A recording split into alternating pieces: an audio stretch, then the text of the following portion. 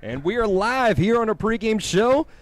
Laney College has won the toss. They defer, so San Francisco City College will get the ball first. And let's give you a rundown of some of the action of both these teams. So City College of San Francisco, the Rams coming to this one off their first victory of the year. That's kind of a rare thing to see, especially with how dominant of a program this has been throughout the years. They're 1-5 on the year, getting that first victory against San Joaquin Delta College, and that one was a 31-0 finish. Their quarterback is Christian Banks, who took over the job, and he is definitely going to be a dual-threat athlete. Expect to see some deep bombs from him, as well as a lot of quarterback keepers and a lot of read options. On the other side for Laney, they come into this one 2-4 in the year after dropping one to Foothill College in a game they really wish they had back. A ton of fumbles set them behind the chains, and also some turnovers just put them in a really difficult situation to play good defense. Overall, the numbers don't look great, but they did play fairly well throughout this one.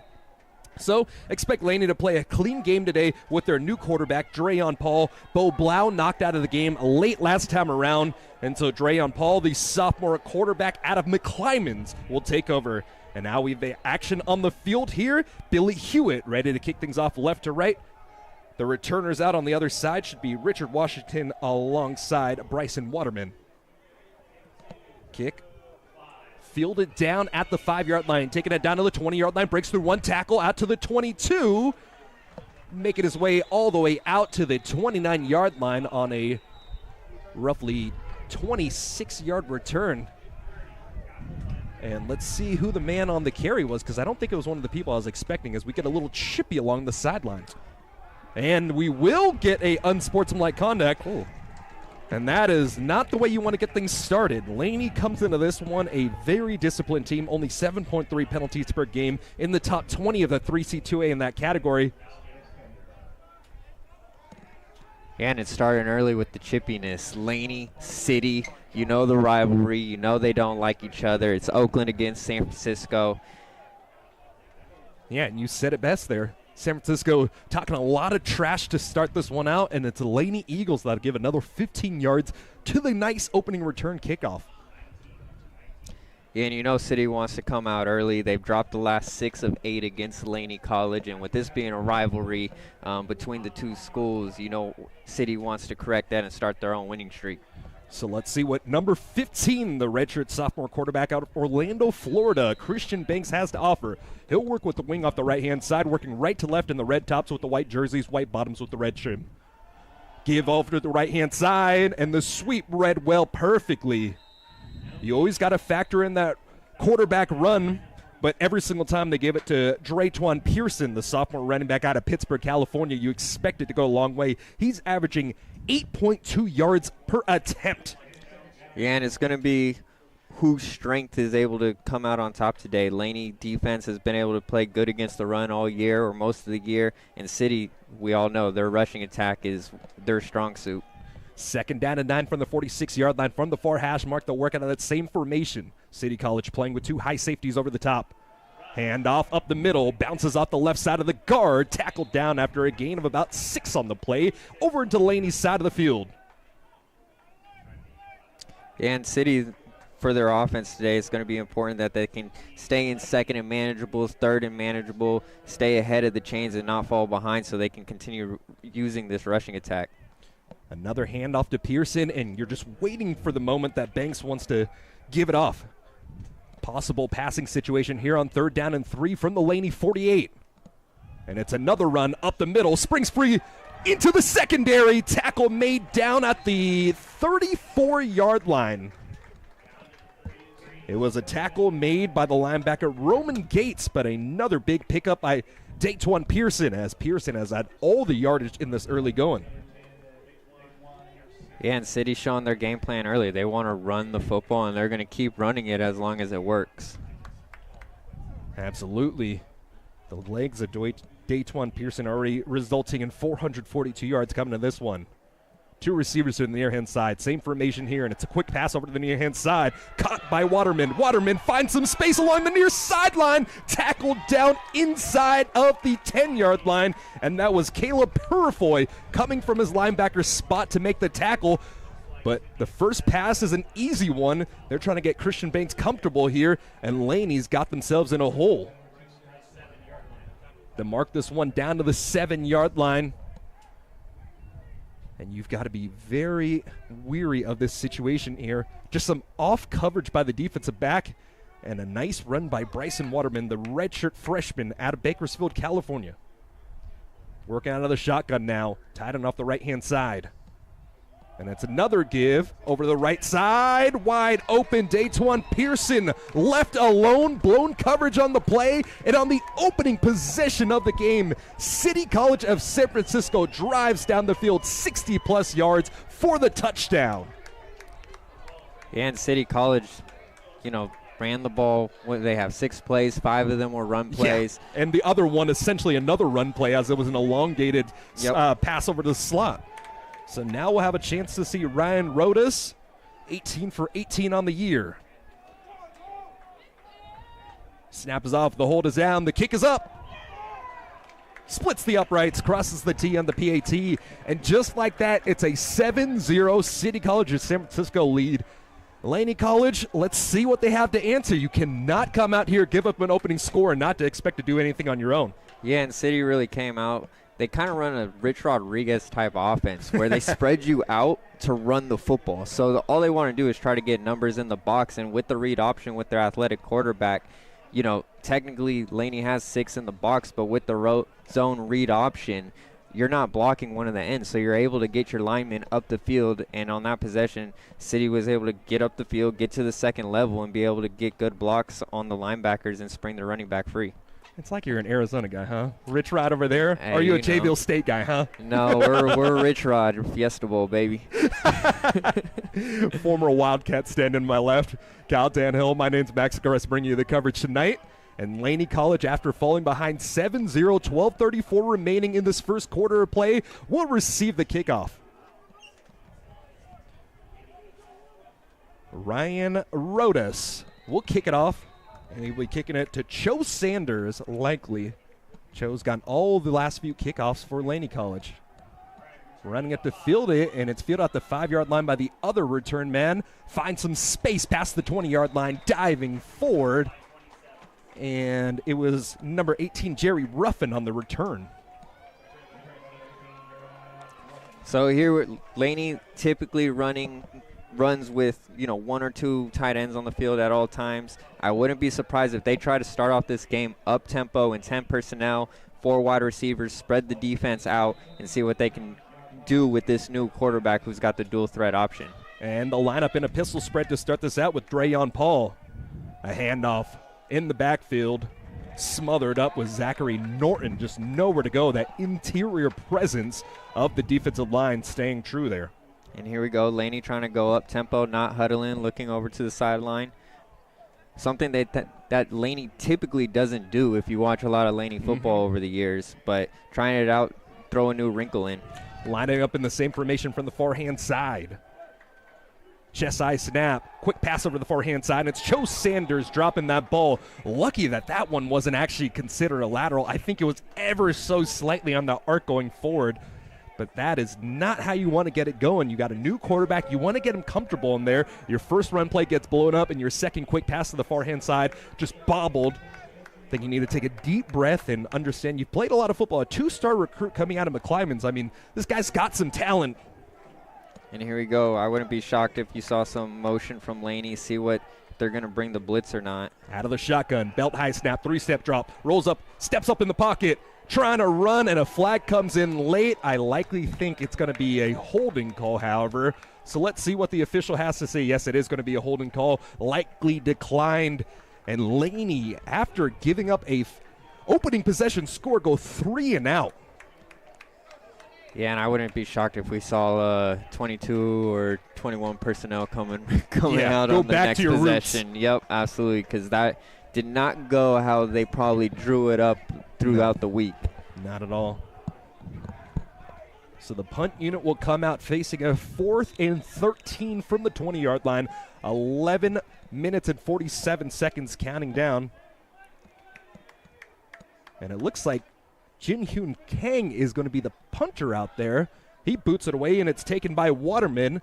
And Waterman actually backs away from this one as it's a flat bounce, taking a city bounce of about a yard, fielded down inside of the 45-yard line. They'll say it's at the 45-yard line. So a different change-up in terms of the punter now, as it was the Korean National American Football Team punter taking it. Yeah, so Laney came out in a bigger nickel their last defensive possession. It looks like they're still in that package with number 44 out in the slot area. He's typically on the D-line, outside linebacker type. So trying to use this bigger formation to help against the run because City's so prolific at it, but City was almost just too fast for the bigger lineup. And from between the hash marks on the 45-yard line, they'll shift over the running back to the left-hand side, and it's another give, stretch right. Didn't make it quite too far past the line of scrimmage before the Cavalry came to make the stop. Yeah, and City's seen something. They're trying to run to that weak side. They see that outside linebacker out in the flat, and they're just running away from it to the weak side and letting that read option take care of that whole side of the field and try to send all their blockers over one way. And it was Pearson on the carry of about 2 yards on the play, bringing it out to the 47-yard line. Laney in their black tops, black jerseys with the black bottoms, white numerals in the white trim. They are on defense as City College drives right to left from the far hash mark. 2 receivers split to the near-hand side, and it's a quarterback sprint over the left. He's looking to pass, eyes downfield, nobody's open, has to heave it away, throws it short, but it's still caught. A blown coverage by Laney, and it's Bryson Waterman on his second catch. This time goes for a big chunk of yardage. Ball spotted down at the 26-yard line. And I think the best part about that play for City was where the rest were located because I don't think they saw the ball hit the ground. About a 37-yard reception on the play. Christian Banks, he has a big arm. Not necessarily the most accurate. We haven't seen him use his legs tonight, and that's where he's the most dangerous. Laney with an extra San Francisco City College with the offensive lineman off the left-hand side trying to cut it back the same direction as the extra offensive lineman was pulling there, and Pearson's tackled after about a gain of 5. A very successful run tonight, and you can see why he's got such a high average in terms of rushing yards. Or yards per rush, I should say. Yeah, and City's doing a great job so far early establishing that run, making Laney respect it, and it's really just getting them into good offensive territory so they don't have to count on throwing on second down or third down. They're able to keep Laney's defense guessing. Yeah, and when your average starting position is at the 40 as well, that goes a long way. It's a quarterback draw up the middle, going past one tackler, but man, upended by the linebacker. It looked like that was Caleb Purfoy coming in and laying some lumber on the quarterback. Yeah, if you want to jump straight up in the hole, you better know you have some landing space on the other side. Yeah, I think he had to jump off just because one of the defensive linemen for Laney got into his leg space. Absolutely. So the athleticism to do that, but pang with a massive blow from Purfoy. I would have rather got tackled by the first one. Yeah, definitely. Speaking like a true quarterback there. And now on 3rd down and 3, it's another quarterback keeper off the left-hand side. Might have just gotten just enough yardage. Needed 3, got 4. And just as I was talking about a moment ago, Christian Banks starting to get his legs involved. Banks averaging 6.8 yards per rush, and that's a pretty impressive number, especially because in college football, sacks count against your rushing total. Up back off the right-hand side, and they're in 12 personnel with the extra offensive lineman off the left-hand side. And it's a wildcat to Pearson. Pearson bounces his way forward, but a nice job there by number 20. That was Elijah Jackson being able to make the first contact, and then the Cavalry came to clean it up again. 2nd down and 6. Yeah, and Laney's kind of switched up their defense, too, to help with this running attack. They're dropping one of their safeties down. They're playing zone on one end of the field and then just straight man coverage down at the bottom. So that weak side that we talked about that City was taking advantage of, Laney has made their adjustments since then and, going with a different defense. Heavy personnel on the field between the hash marks. They have an extra offensive lineman and a tight end off the left-hand side. Sprint left for the quarterback. Down to the 5-yard line. A pickup of 6, and that's enough to move the chains. So it'll be 1st and goal from the 5-yard line.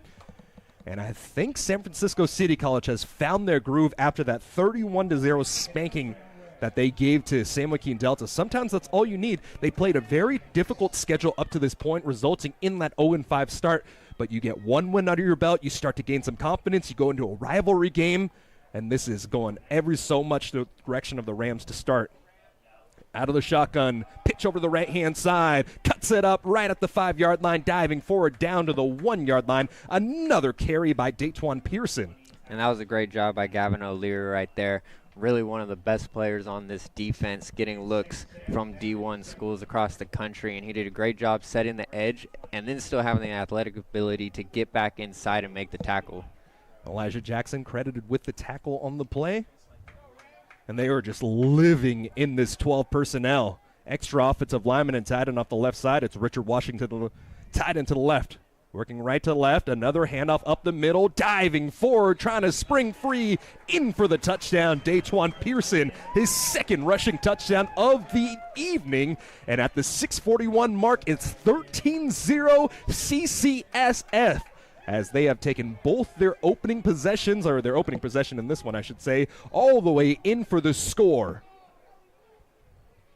It's going to be interesting to see how Laney takes this next possession. Do they stay in that 10 personnel and keep trying it now that they're down 14, or do they go back to their more typical offensive long methodical drives, getting their running backs involved and trying to run it down their throat? I think that's what you got to do. You got to lay those body punches that you're also known for. As the kick is up and good, making it 14-0. But yeah, I think yes, you have a different quarterback, and that does change your game plan.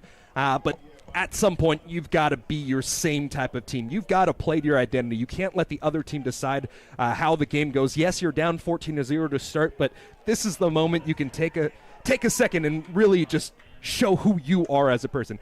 I mean, there's just something in sports where you hate to see a team go out doing things that they're not typically used to doing. If you're going to go out, you got to go out doing what you know best. Yeah, absolutely. But there's also something to be said about a rivalry game. These two schools know each other so well that sometimes you got to try a little wrinkle here and there, or else, you know, City or Laney will know what's coming game in, game out. And it is a different look with Eduardo Nuno as the head coach, interim head coach, I should say, of City College this year, after head coach Jimmy Collins decided to go over the other side of the valley, taking over the job at Diablo Valley College. So different faces here in this new rivalry, or in this old rivalry, I should say. Kicking it right to left is Ryan Rodas. Jotting forward, swings the right leg. And it'll be another ball returned by Jerry Ruffin. Fielded down at the 7-yard line. Ruffin takes it in between the numbers and the hash marks. And a massive blow on special teams after Ruffin gets about an 11-yard gain on the play. The tackle made by number 15, and that is, I think they got multiple number 15s, because the 15 I have is the quarterback. Who says quarterbacks can't play special teams? I just don't know if you want to put your you put your quarterback as the starting gunner as well. Couldn't quite get the number, but now let's see what Laney has to offer, and they'll come out in that pistol spread once again. Norton in the backfield, quarterback sprint out right, reverses the field, eyes downfield, whips it over into the flat, breaks one tackle outside there, and brought forward for a gain of about 4 yards on the play. And I think that was Zachary Norton out of the backfield, springing free at, or maybe, did you see a number? I think that was 15, Samaje Featherstone, actually, as he's fixing up his knee pads after the play. The number one receiver here for Laney College. And, I mean, just a terrific job being able to break out the first contact. And then after that, Jalen Camp, the leading tackler for this Rams team, comes up to make the play. Shotgun handoff up the middle. And this time, Simeon Milan, no space to go. Milan has been one of those weapons for Laney College. And, man, he has been so good throughout his career here. Last year, he was the leading rusher for the team for a first conference, first all-region running back. But then he's just been a little shaken up this year, not having been able to really get things going.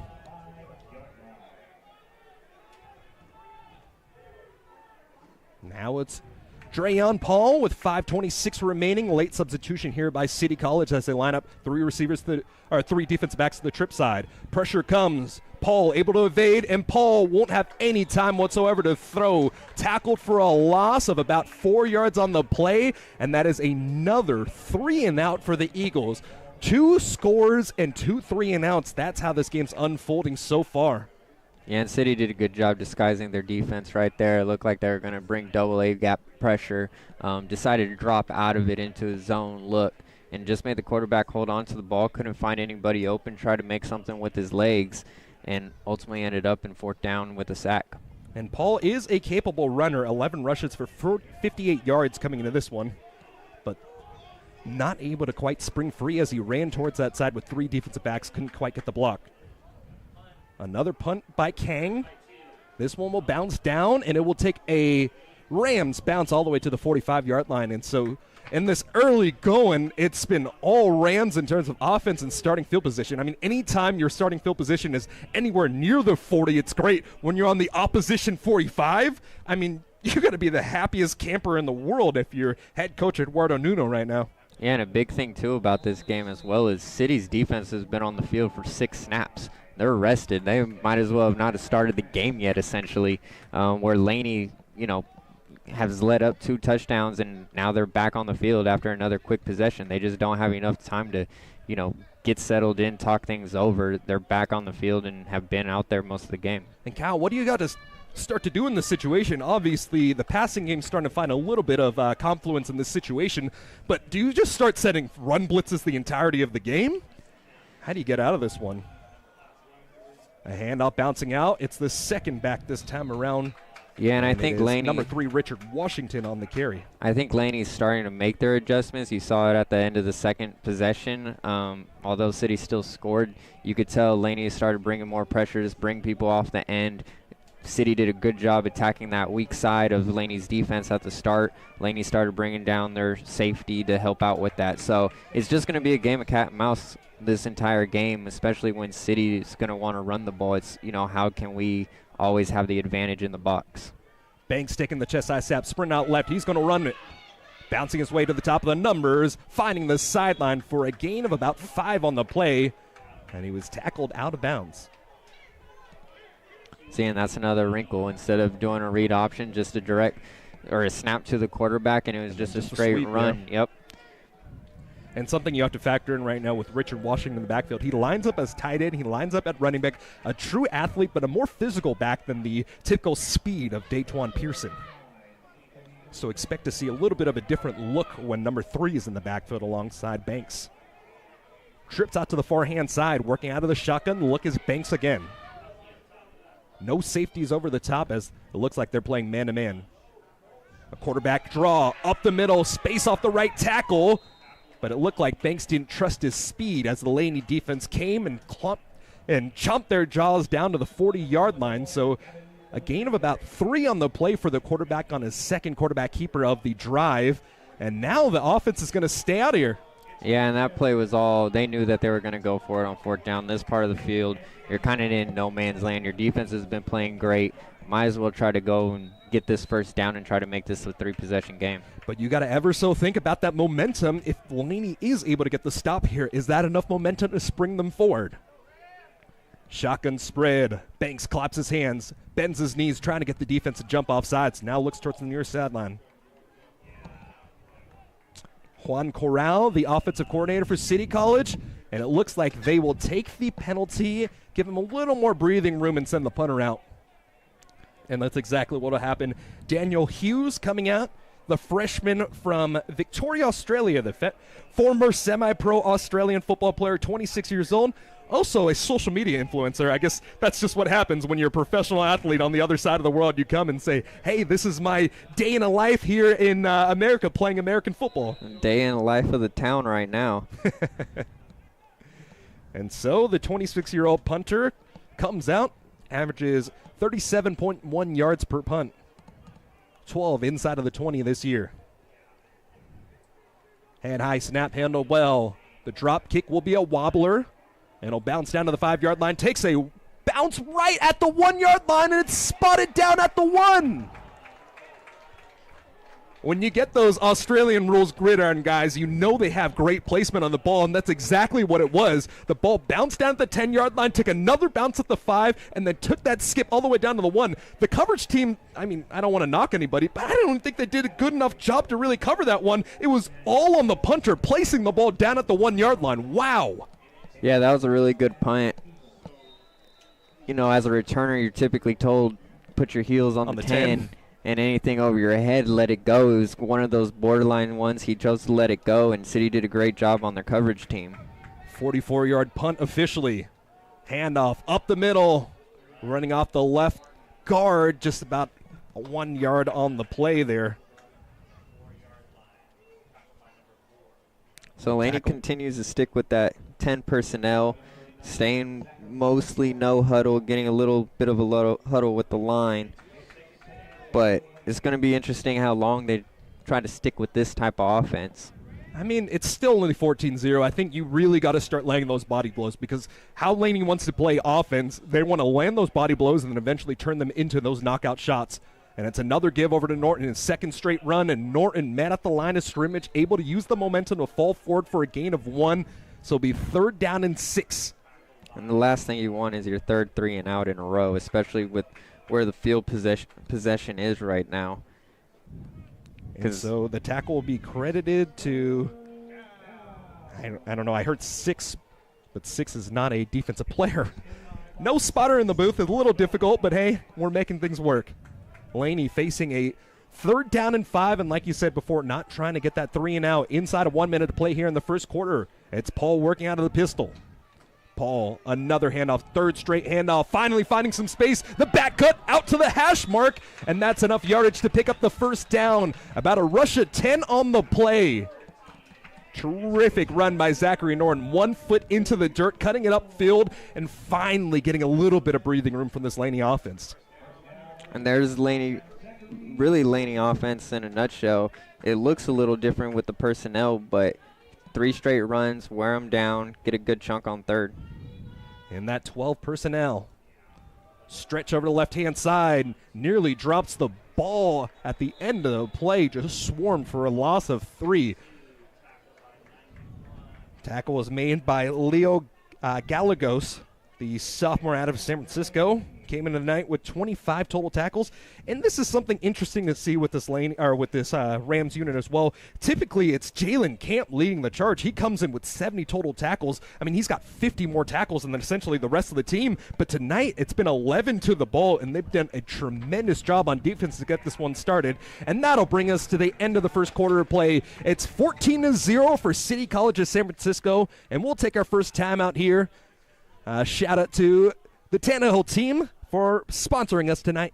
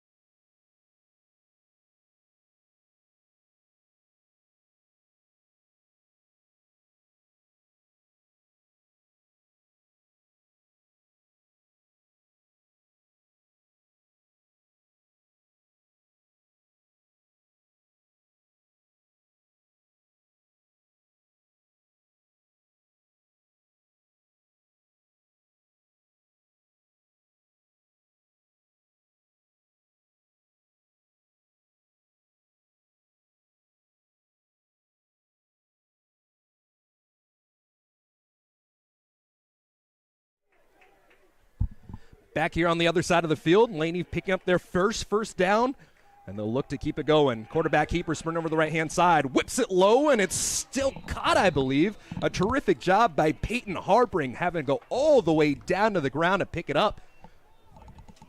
And that was a great catch by Peyton. Good job by this Laney offense getting it into 3rd and manageable here. And that's exactly where you got to live in. In the last game against Foothill College, Laney was, let me try to find these conversions. They were 8 for 16 on 3rd downs, and that was because they were putting themselves in situations like that. And so now it's a 3rd and manageable. 3rd and 3 from the 26-yard line. And it's another handoff working off the left tackle. Plenty of space along the hashes. Breaks free out to the 40. A jump cut down to the 45-yard line. And Laney's offense starting to look like Laney. Another great run by Zachary Norton.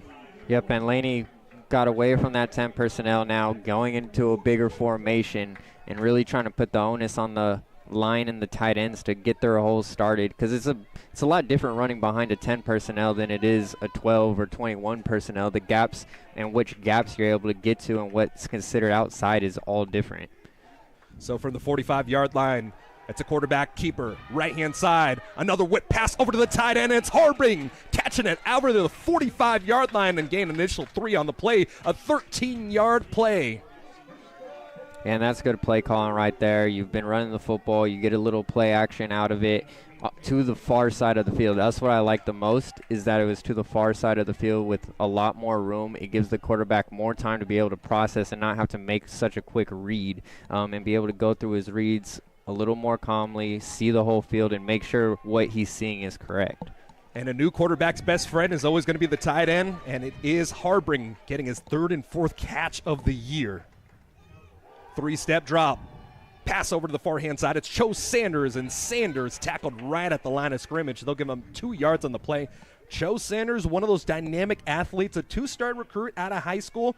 Had one offer to play at William & Mary, decided to go over to Eastern Michigan where he redshirted before coming over here. He's been an explosive athlete for Laney. 8 catches for 45 yards and a touchdown as the leading receiver for the Eagles last week.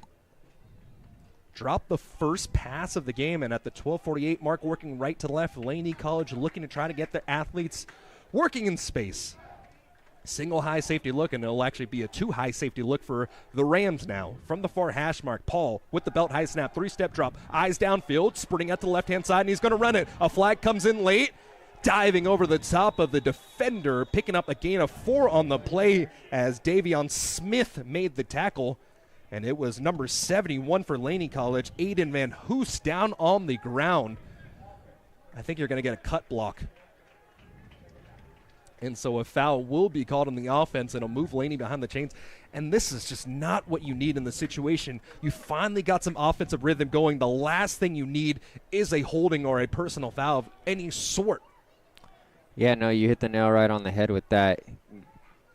After so many 3-and-outs to start the game, finally able to get it going. Started this possession at your own goal line, essentially. Able to get the ball to midfield, and, 2nd and 20 is not where you want to be. So it's 2nd down and 19 officially. And it's going to be an obvious passing situation for Paul. Paul throws it behind his intended receiver, tried to find Jerry Ruffin on the crossing pattern, but the incomplete pass will make it 3rd down and 19 from the 49-yard line. So the Eagles moved all the way back onto their side of the field. And now, in this situation, are you going to try to take a risk in trying to get the first down, or are you going to put yourself into a position where you could possibly go for it?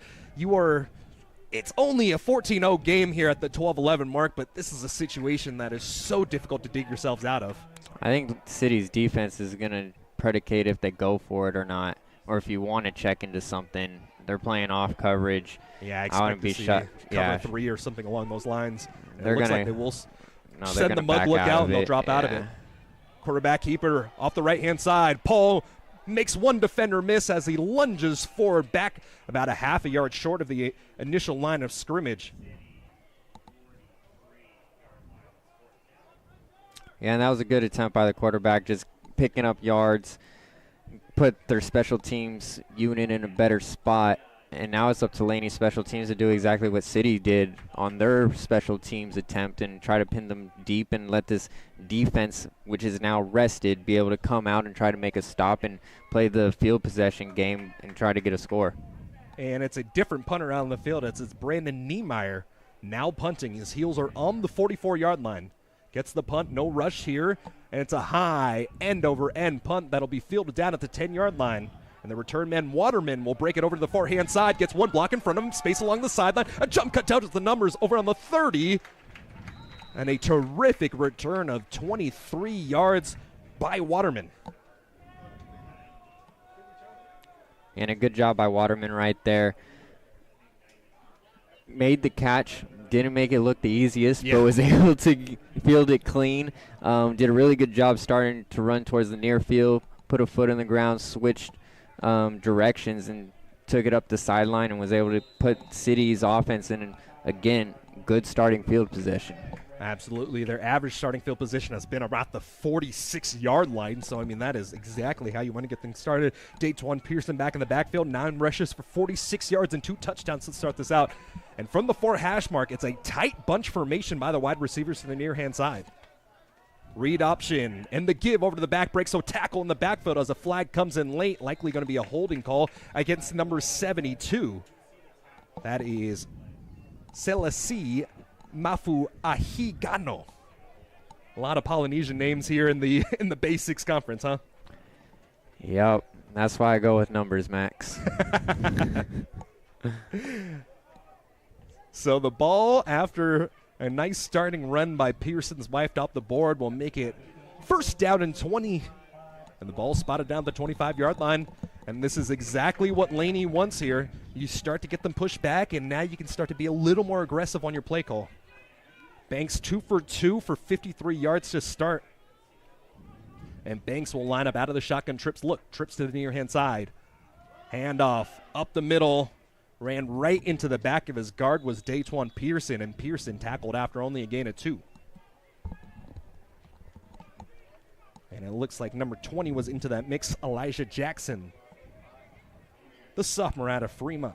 Yeah, so moving forward, you've seen penalties are going to be a big story with how these offenses are able to operate and being able to stay in their offense. Once these offenses get behind the chains, they're not equipped to push the ball down the field in big chunk plays. They want to run the ball. They want to beat you, 3-4 yards at a time. Yeah, and Christian Banks, we've seen him with a little bit of difficulty on deep ball accuracy this year. So that's why they're lining up with the quick passes, and a catch made alongside the numbers spinning out of the second tackler, as it was Jeremiah Johnson with a terrific play, his 5th catch of the year.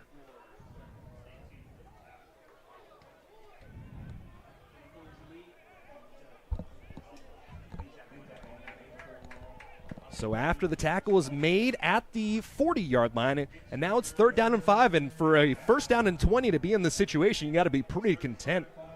And now you can get back into your scheduled offense. Pearson is in the backfield alongside Banks once again in that trips look. Clapping for the ball is Banks. Banks with the quick pass, and it's caught by number 6. That's Andre Jackson, and the ball's fumbled onto the ground, and it looks like Laney's got on top of it. Ball taken by Laney, and the Eagles get up the field on the first turnover of the evening. Yeah, and that's what Laney needed right there. Momentum starting to shift back towards Laney's way. City got off to such a great start to start the game that Laney kind of on their back heels to start, and the last couple possessions, Laney's offense has started to find their form, able to get the run game going. Here, punch it away. Defense is able to come up with a big strip and get the football back. And finally, Laney has good field position to start, which City's been fortunate enough to have this entire game. Demarius Hammonds was the man to get his hand inside, able to get the strip. So now Laney's starting out on the Rams side of the field. They'll line up with an up back off the right-hand side, working on the pistol again. Play action fake, rolling out to his right-hand side, and the sack all the way down to the 43-yard line. Not what the doctor called for, a 10-yard sack on the play. Yeah, one of the few things worse than a first down holding is a first down sack for 10. That is not what the doctor called for, sending you all the way back. Every single time Laney has been on the Ram side of the field, they've been pushed back via penalty, and in this situation, making it 2nd down and 20 after the sack. Same formation, and it's a give over to Norton. Norton carrying bodies, and Norton doing his best to get 7 yards on the play. What a physical run, but now it's still 3rd and 13. And it's going to be interesting to see what this coaching staff for Laney thinks. Do they think that they're in 4-down territory in this part of the field with 8 minutes left in the second half? Do they go for it all right here, or do they try to pick up half of it knowing that they're going to keep their offense on the field? I think you go with the latter. As you said, you got to keep your offense and you got to give your defense a little bit of breathing room, especially as they bought you out of a tough situation. And it looks like a timeout might be taken on the field. Timeout taken by Laney. They'll talk about this, and we'll take a little break here as it's 14-0, Rams with the lead.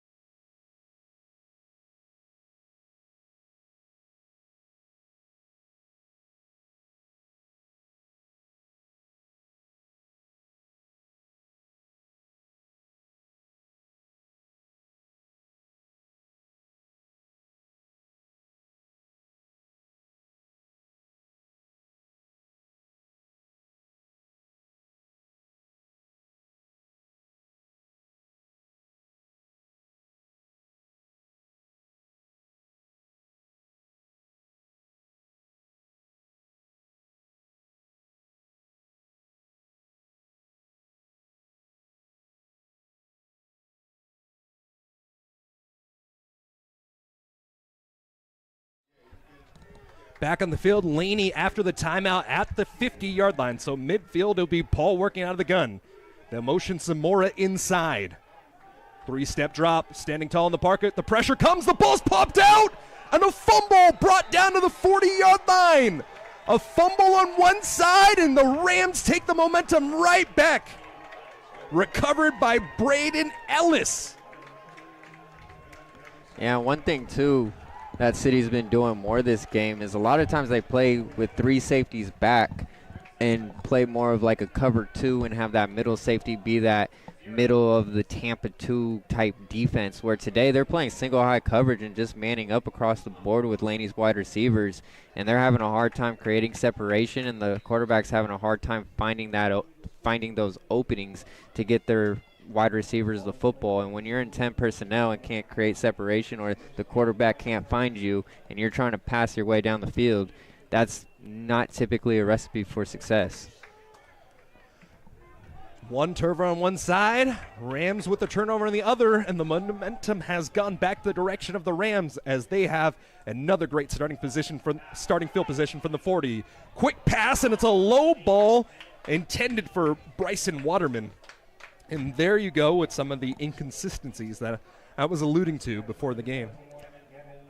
Yeah, it wasn't the worst throw either, though, because you had Gavin O'Leary over there coming across the top, and you know, I know it was low incomplete pass, but it was at least a safe throw, because if it was behind, Gavin was there, and he would have had a chance to get that pick.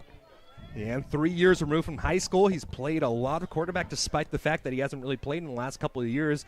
But you still have those reps under your belt, because if you treat practice like a game situation every time, you'll be in a good situation. Waterman on the quick bubble screen to the bottom of the field. And I don't even know if you want to call that a bubble screen, as it was just a pass into the flat, and they were just expecting Waterman to do something. And Waterman did something, lost a yard. We'll call it a pop bubble. Pop bubble. I like that. By the way, the fumble was credited to Jalen Camp on the previous possession. So now, Laney doing a good job here, and they're forcing a 3rd down and 12. That's the way to get yourself out of bad situation, right? Banks will line up out of the gun. 2 receivers split to the near-hand side. And it's a quarterback keeper all the way. Runs into the pulling off tackle, and Banks finds a way to get back to the original line of scrimmage. I thought he was going to be taken down for a loss of 3, as the pulling extra offensive lineman was right there. And, I mean, you can't do that. You cannot run into the – you can't possibly turn yourself into a Mark Sanchez situation there. You took the words right out of my mouth. Ask Mark Sanchez how it goes running into one-year linemen. The butt fumble will never be lived down. I don't think he started a game after that. You remember at one point they called him Mark Sanchez? The franchise, the Sanchez, absolutely. USC playing tonight too, right? Yeah, him and Rex Ryan doing things in New York. Unfortunately for the Jets, that might have been their best quarterbacking days in the last 20 years, too. That is a zinger. Until the offense will stay out here, but expect to see a pooch punt. We've seen one last week with Banks. No deep return man. And I think they'll just take the delay of game, giving their punter a little more space. Worked out for them last time. Yeah, absolutely. The ball was placed down at the 1 yard line. It's all about getting to your number. Just like golf, punters are the same way. Yeah, exactly. I mean, just the backspin of the ball, and especially when you've got an older guy with a lot of foot control, can go a long way.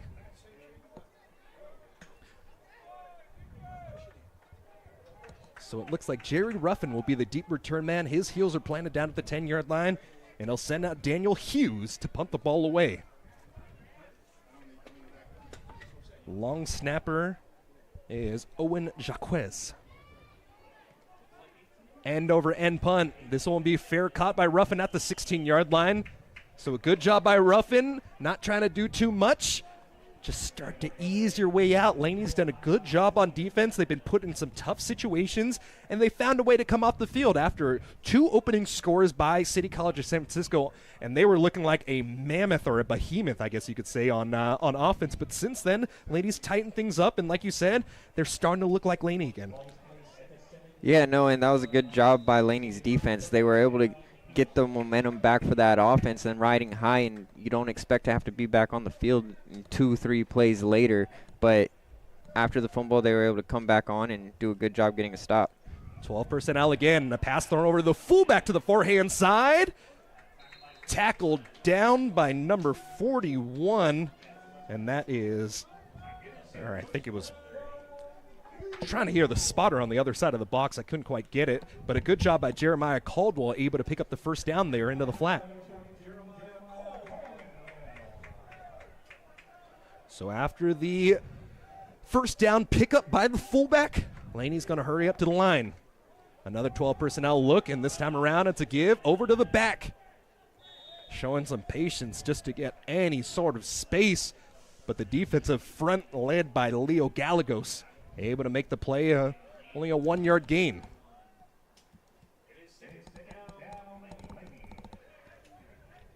Looking towards the sideline for the play. After coming out in some of those pistol looks, it's turned into a lot of 12 personnel and a lot of heavy physical ball. And that's kind of the trend you've been seeing all across football. A lot of teams lining up in a base nickel package. And how do you counter that? You throw as many big physical bodies on the field as you've got. And this team has been doing it for years now. Quarterback keeper springing out left, throws it way too far over the top. Peyton Harbin, was the only intended receiver in the area. He was double covered, so I think that was just a good play by Dreyon Paul, lifting it over the top and living to fight another down. Yeah, nobody was really open on that play, so like you said, did a good job living to fight another day.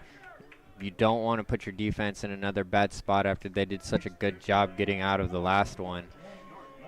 But now you find yourself in a 3rd and long. Got to convert these and keep your defense off the field and try to mount a drive here as we get in the last 5 minutes of this first half. Paul 5 for 8 on the night, 41 yards. And he'll take a 3-step drop. Pressure comes, has to fire it in the near-hand side. And a flag comes in late. Another flag comes into the backfield. The closest receiver in the area was J.P. Zamora, but some good defense played by Kaleki Cheeves. And let's see what these flags are going to be on. If one goes on the defense and one goes on the offense, we'll likely see another, an offsetting call. The second flag came in pretty late, though, so it's going to be interesting to see if they call it after the play or not, depending on what the penalty is. Very true. So the officials will convene at the 24-yard line. And let's see what the Whitecap has in store for us.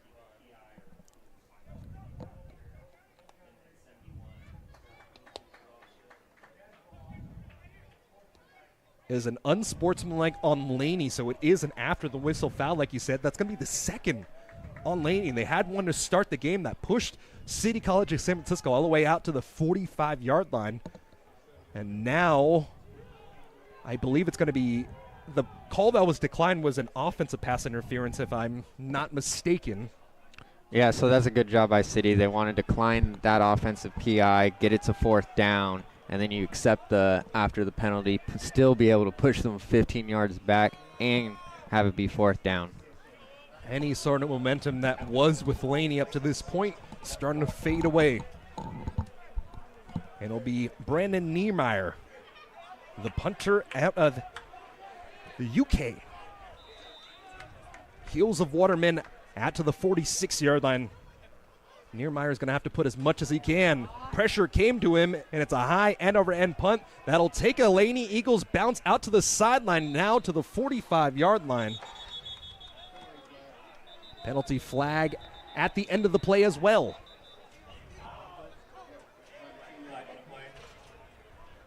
There was a penalty flag at about the 10-yard line. That's where the punter was. And it's a false start. And you got so close to that ball, City College of San Francisco is going to elect to go ahead and make them re-punt it. The dangerous situation here in these punting situations are, yeah, obviously you want to get aggressive, try to get a safety or try to get a touchdown or something like that. But if you get a little too close to that punter, you drive into his planting leg, then you can give up the first down. So, yes, I do like you being aggressive, and I do agree with the call of accepting that penalty and making them punt again, but man, it's also precarious. Yeah, I also don't mind the repunt, too, because these gunners and the people on the offensive line, they're only used to running down the field one time. Yeah, that's true. So you get them a little winded. Sometimes that's what opens up a big punt return as well. Absolutely correct. Let's see if they do send pressure here as the heels of the punter is inside of the end zone. Not much of a rush here, and it's a low end-over-end punt that's fielded down at the 46-yard line, and Waterman's taken to the near sideline, 35, has some space out to the 25, the 20, stays on his feet, breaks through one last contact out to the 7-yard line. We can see the City College coaches cheering on the right-hand side, and I'd be cheering as well. A 40-plus yard return by Waterman, and Kyle, you hit that one right on the head. Yep, it's what you do if you're able to get the penalty and then make them re-kick. They're not used to running down the field twice, and it takes a collective to be able to do special teams, that you're making somebody be perfect twice. And that time Laney wasn't able to do it, and City was able to get a big return on that and get great starting field position again, like we've been saying all game. So now City College of San Francisco knocking on the door for the third time tonight. 14-0 on the opening scores, but now at the 4:22 mark of the second quarter. Play clock down to 10 seconds. And the quarterback, Christian Banks, will line out of the gun with Pearson off his left hip. Tight ends off both sides of the line. A give to the back, breaking free to the right-hand side, cuts it back right at the line to get. And he's in for the touchdown, the third touchdown of the night for Pearson, but it looks like this one's coming back. Flag to the near-hand side at the 11. And it's an illegal formation for the Rams. That'll push them back 5 yards, and it'll be first and goal from the 13. So you give up the run this time around. It looked very similar to the first rush. Now does Laney have the opportunity to go ahead and stop this one? We'll try to get the cameraman situated properly here. And so now behind the chains, it's first down and goal from the 13-yard line. And Christian Banks in the same 12 personnel formation. Two receivers to the far-hand side. Mug look, they'll send the pressure, a give over to the back, spring free through a tackle, and he's in for the touchdown. Gave a little extra space by Doitwan Pearson, and he goes forward for a 13-yard gain. And that was interesting. They brought the extra offensive lineman out to pull. They've been doing that all game long, but it looked like he just kind of waited for the clearance there, took some time, and then just gashes the Laney defense for a gain of 13. Yeah, and City's doing a really good job with their formations right there. They sent all the wide receivers they had on the field to the far side, and since Laney was playing man and bringing the pressure, nobody's really on that right side of the field, so it just turns on into a one-on-one with the safety when you have the guard pulling. Snap is down, hold is down, the kick is up, and it's 3 for 3 for Ryan Rodas here. And you never want to give the guy who's averaging 8.4 yards a carry a one-on-one with your safety.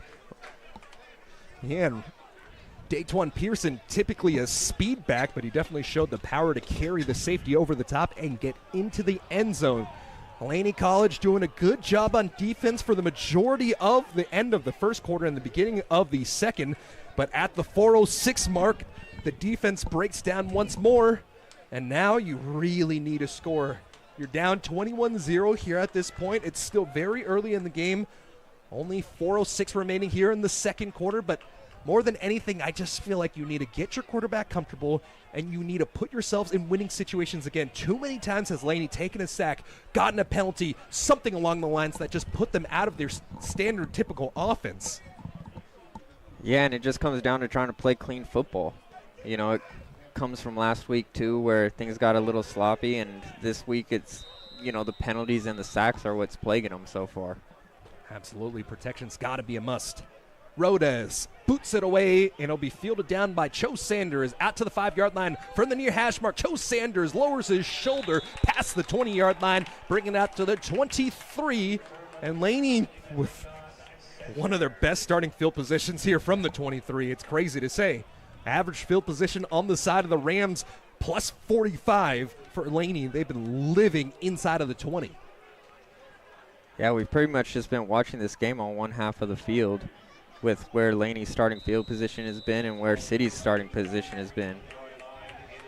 And so now let's see Drayon Paul, 5 for 9 for 41 yards up to this point. Let's see if the running game can get involved once again. Sprint right, eyes downfield, and a quick screen pass to the near-hand side. The ball was intended for Samaje Featherstone, but I mean, just a little too much roughage in front of him. Didn't look like any screenplay was really quite developed there. No, but if there was a lot of stuff in front of him. It's not really the quarterback's fault on that one. That's a hard throw to make. But if he was able to complete it, there was a lot of green in front. 100%. I mean, if you have all those people at the line of scrimmage, nobody's in the back end, right? Absolutely. Good idea on the screen, but unable to execute there on a difficult pass for Paul. And now Paul with Zamora over to the right. Will sprint out, throw it into the flat, and it is caught by Zamora, and Zamora somehow stays on his feet at the 26, and after contact, picked up the yak to the 30, a pickup of about 7 on the play, and it'll make it 3rd down and manageable. And these are the situations you want to live in. 3rd down and intermediate, and you can live to fight another day. Yeah, and I like it officially. Yeah, and I like it when Laney keeps rolling out their quarterback, either off play action or just a straight boot. He seems to be more comfortable throwing on the run, being able to see the whole field and having that option of running with his legs already moving. Single high safety. It looks like man-to-man coverage here, and instead it's cover 3. The quarterback sprints out to his right-hand side, breaks through the tackler, and gets towards the pylon, the stick to gain. And the chain game got me a little thrown off here, but that is a 1st down for Paul.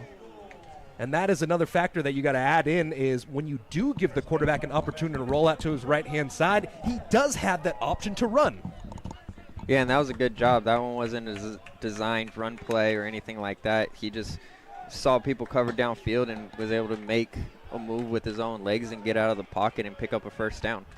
So Paul, after picking up the 1st down with his legs, gets a low snap, 3-step drop. Pressure comes here, throws it over to the near-hand side, caught at the 39-yard line, finding the sideline enough for the 1st down, and that's Cho Sanders with the pickup and a gain of 11 as Laney stops the clock here, 2:45 here in the second quarter.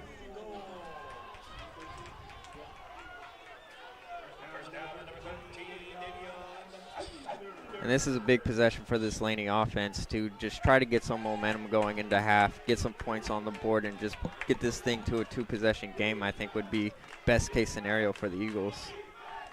And it's Paul, sprint right, whips it over into the flat. Another low ball brought in. Jerry Ruffin was able to pick it up, getting into the Rams side of the field after a catch of 5 yards on the play. I want to see Paul put a little more on that ball. He's got kind of that Tim Tebow wind-up momentum on his pass, and I think a little bit of that momentum gets taken away when you cock your arm back that far.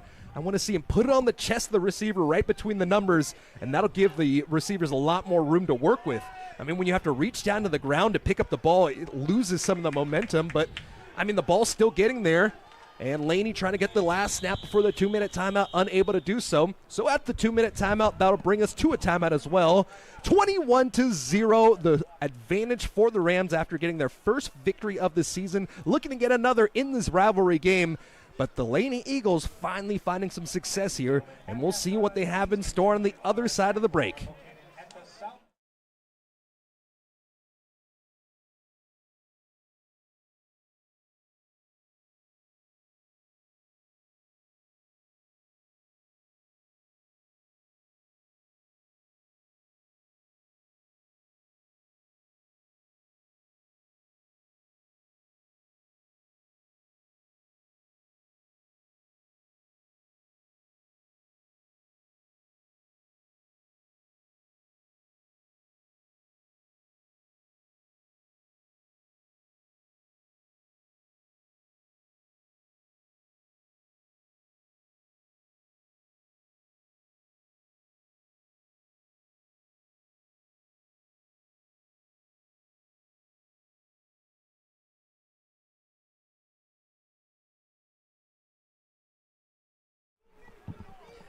Back here on the field after the 2-minute timeout, it's 21-0 CCSF, and the ball spotted down on the Rams side of the field on the 49-yard line as Drayon Paul starting to compose a nice little drive here.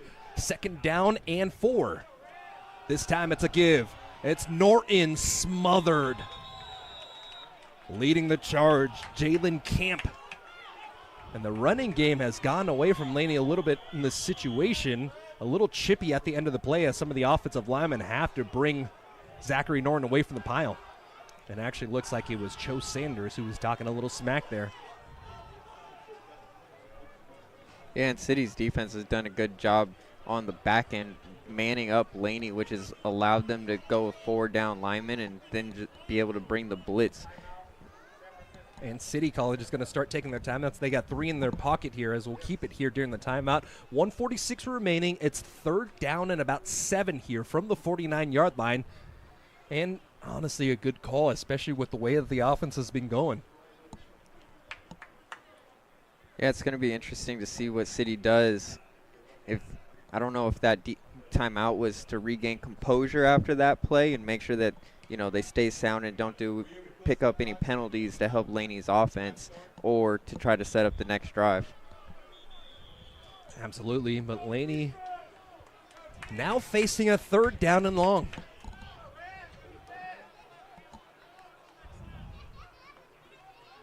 It's going to be 3rd down and 7 here from their own 49-yard line. I mean, it's been tough sledding. Laney, every single time they get on the Ram side of the field, they've been pushed right back. And now they'll work out of the gun. Trips to the forehand side for the near hash mark. A 3-step drop for Paul. Pressure comes late. Thrown late across the middle. Had a receiver. There was Cho Sanders going full flight out to try to make the play. He was in the vicinity, but the ball just placed a little low again. Yeah, and that blitz is just getting to the quarterback, getting him a little flustered in the pocket, not letting him feel comfortable back there. And they're dropping one of the linebackers just into the middle of the field. He was trying to wait for his receiver to get to the other side of him, but when you bring that blitz and able to almost get home, had to throw that maybe a little earlier than he wanted to and outside of the outstretched arms of his receiver. Yeah, City blitzing on the majority of their defense from what it feels like up to this point. And Waterman, after a terrific return, set up the touchdown. Will be face down with a tough punt. This one bouncing down at the 6-yard line and taking the backspin. Talk about some golf there. The ball will roll all the way down to the 1-yard line. A terrific job by Brandon Niemeyer there. A 50-yard punt on the play. Got the bounce, got the backspin, got the roll. I mean, man, talk about getting it on the green. Yeah, no, these punters so far have done a great job being able to pin the other offenses inside the 5-yard line. Yeah, it's been a punter's delight tonight. Both sides doing a terrific job. We've seen 3 different punters in the game. All of them have done a pretty good job. And so now, Laney, do you get aggressive here and try to get a safety? I think you try. You've got to try, especially down 21-0, 1:28 remaining here. Banks, quick pass to the forehand side, through the receiver's hands. Tried to get the ball over to Aiden Jackson, the number 1 receiver for the Rams, but a little too much heat on the ball from Banks will be an incomplete pass.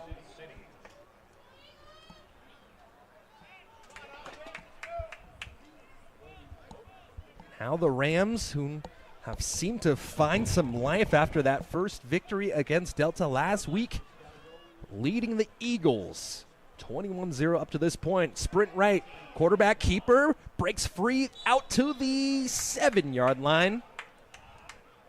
And that is an athletic play from your redshirt sophomore quarterback as a timeout's taken on the field. Laney will take the timeout here on the 3rd down, looking to get it back. And in these situations, I think that's exactly what you've got to do. Yes, it's not technically going to be a great situation here, but down 21-0, late in the 2nd quarter, you got to find anything to go. And at some point, maybe start taking a little bit of shots, especially late in this one. Yeah, I like the timeout because, 1, makes City convert a 3rd down instead of being able to just run it and go into the locker room. And 2, it allows you to maybe try to go for a punt block or something along those lines. Just try to swing the momentum your way before halftime. Yeah, getting any bit of momentum back is going to be a massive situation here. I mean, you need to find a way to get anything going. That's all you can really do, right? Yeah, no, if you're Coach Bean right here, you're just trying to get anything to jumpstart this team. Your defense has been able to settle in after those first 2 possessions, but the offense has really been struggling. And one thing about the offense, though, you can see the quarterback starting to get more and more comfortable as this game has gone on. Started off pretty inaccurate, but has been able to settle in and at least start getting drives going. Now they just need to finish. Now it's a quarterback keeper by Banks to the left-hand side. Quarterback sweep and able to find the sideline out to the 25-yard line. 1 minute beat and the tackle made down at the 34-yard line. A good job by the safety, able to make the tackle. I believe that actually might have been Caleb Purfoy making the touchdown-saving tackle. And when you've got a dynamic athlete, that's exactly what you got to worry about. Did so much to sprint out to that far sideline, able to get a big chunk yardage up on the play, and now they'll hurry up to the line. 50 seconds left to play, taking some time to set up their offense here. 44 seconds remaining, clapping for the ball is Banks. Banks with the handoff over to his back. It's Pearson off right tackle, and Pearson only getting a gain of 1. Laney might take the timeout here. The tackle was made by Roman Gates at the end of the play. Let's see who took the timeout. City College will take the timeout. They will not elect to let this one run in the half, and I expect to see them maybe take a few deep shots down the field and really try to put this one away in the first half. So far tonight, Christian Banks started his night off 2 for 2 for 55 yards, but since then, he's 5 for 7 with 70 yards, so a lot of those yardage early, and it's been a lot of his legs going forward. Christian Banks, 8 rushes for 51 yards. Dayton Pearson, 12 rushes, 63 yards, and 3 touchdowns.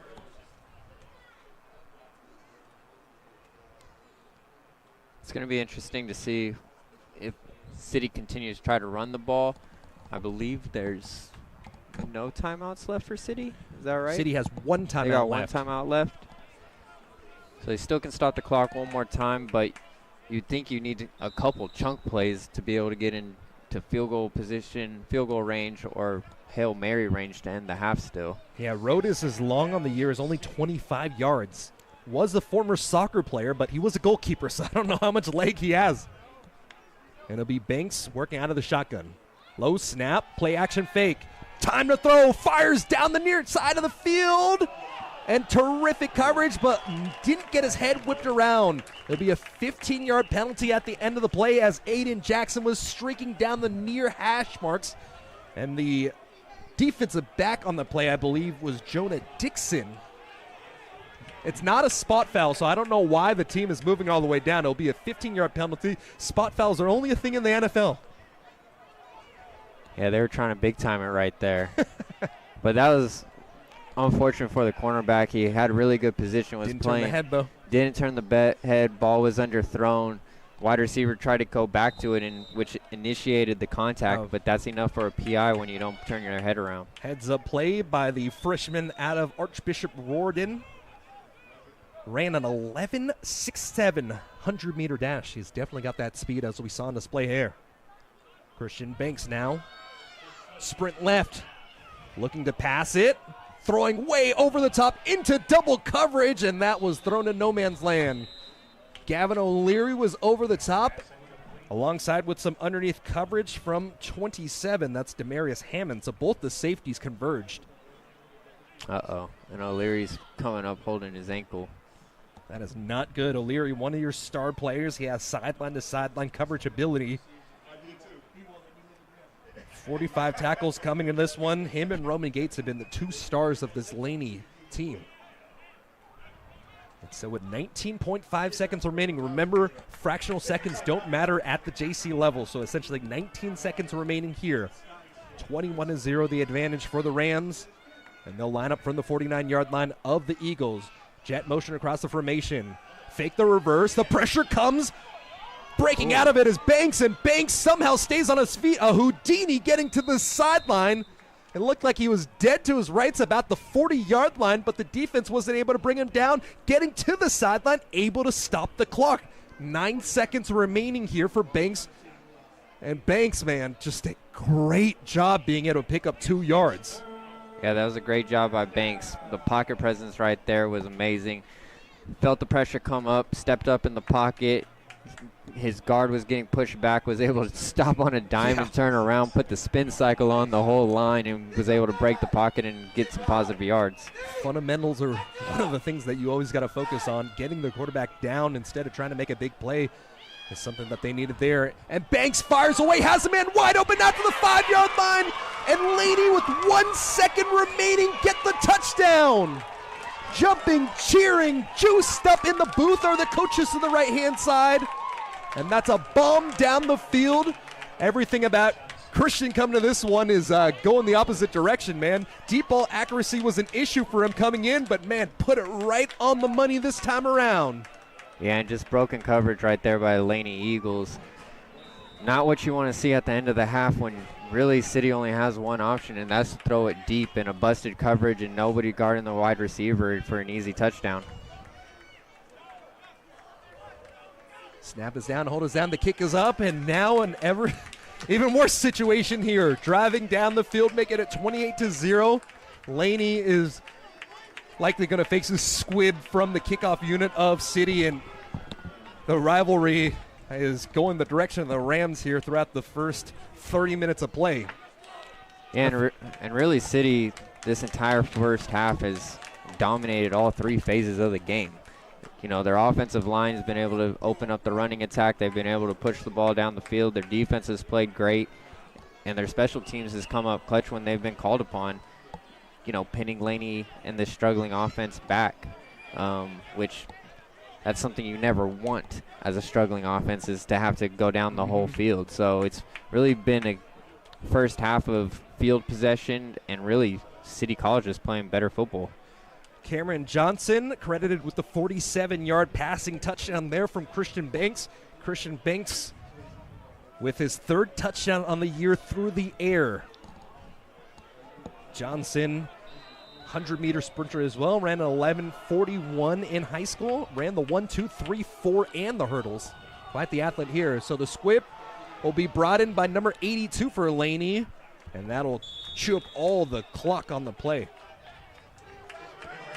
The return by Peyton Harbin will put an end to the play, and Laney facing a big deficit.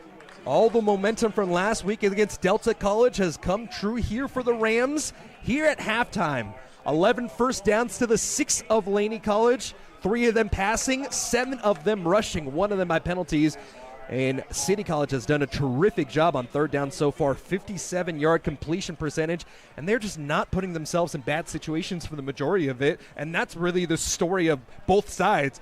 One side, Laney, either penalties or fumbles or whatever the heck it is, they're starting far behind the chains, and on the other side, a very efficient offense for City College allows them to be in this situation, and after 2 opening scores and some tough defense in between, 2 late scores by City brings it 28-0 here at the half. Yeah, and really one thing that's hurt Laney this year they've been playing good defense. It's just letting up those big plays, the little mental gaps that happen in a play, and the other team's able to take advantage. I know they had led up 21 points up to this point, but really they were on the field for such a long time. I can't really blame them for that. And then at the end of the half with, 13 seconds left in the quarter and the half. The busted coverage. You busted coverage, and you know that they're going to just run verts. Thinking about this as well, how much of that do you think has a factor in with O'Leary? O'Leary was limping at the end of the last play. That wasn't O'Leary's busted coverage. It looked like they were playing quarters in the corner. Was playing cover 2 or something, and when everybody's playing quarters and so somebody's playing cover 2, that's going to leave a big chunk of the field wide open, especially when everybody's running verts. So the safety in the middle can't make up for that corner's busted coverage because he's already got somebody running up the seam. So really it just leaves somebody wide open. So a lot of soul searching to go in halftime break for the Laney offense. And Kyle, before we send it to the half, what do you expect to see from this Eagles offense to turn things around here in the second half? Hopefully for Laney, they find something. They can go into the locker room, talk it over, and can find something to help this quarterback feel comfortable and be able to push the ball down the field. Because down 28, you you can't just run the ball. You can't go three yards in a cloud of dust and move the ball down the field. You're going to have to be able to push the ball down the field, be able to keep drives going, and, you know, you're going to have to score 5-6 touchdowns in the second half to theoretically, you know, be able to come out on top, and your defense is going to need to play good and not, you know, have busted coverages. So really, like I said before, 3 phases of the game all went to City College in the first half. Laney's just got to try to figure a way out to, you know, sustain drives and play good defense and be able to get their offense back on the field as quickly as possible, down 28.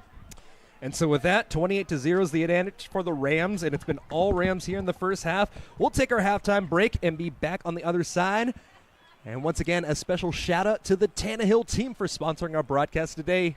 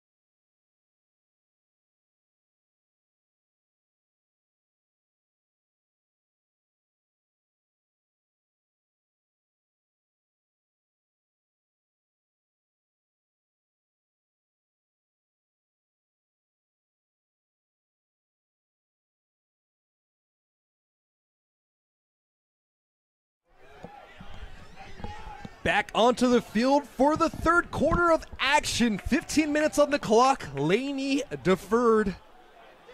So they got the ball back to start. And honestly, Kyle, what do they have to do in this situation to get off to a hot start here in the third? I think just find an offensive rhythm and then let the game take it from there. But, you know, the way they started in the first half, three and outs to start the game, that's not how you ever want to start the game. No. So get out on the front foot, find some plays that you're comfortable, that your quarterback's comfortable with running, and try to get some momentum that way.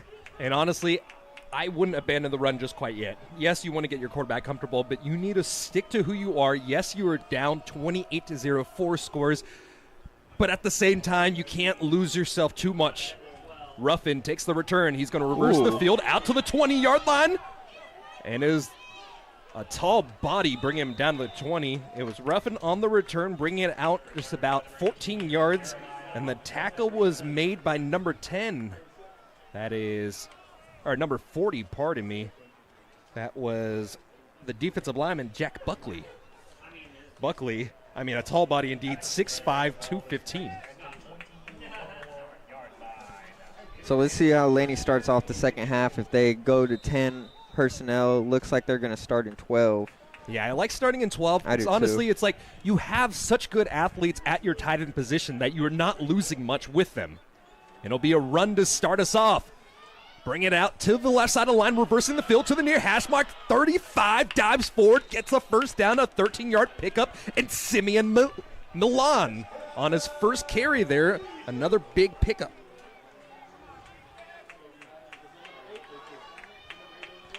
Milan did not have any rushing attempts in the first half of play. I misspoke his name early on, but you inject some life into this offense with your star running back, and you get things back up and running.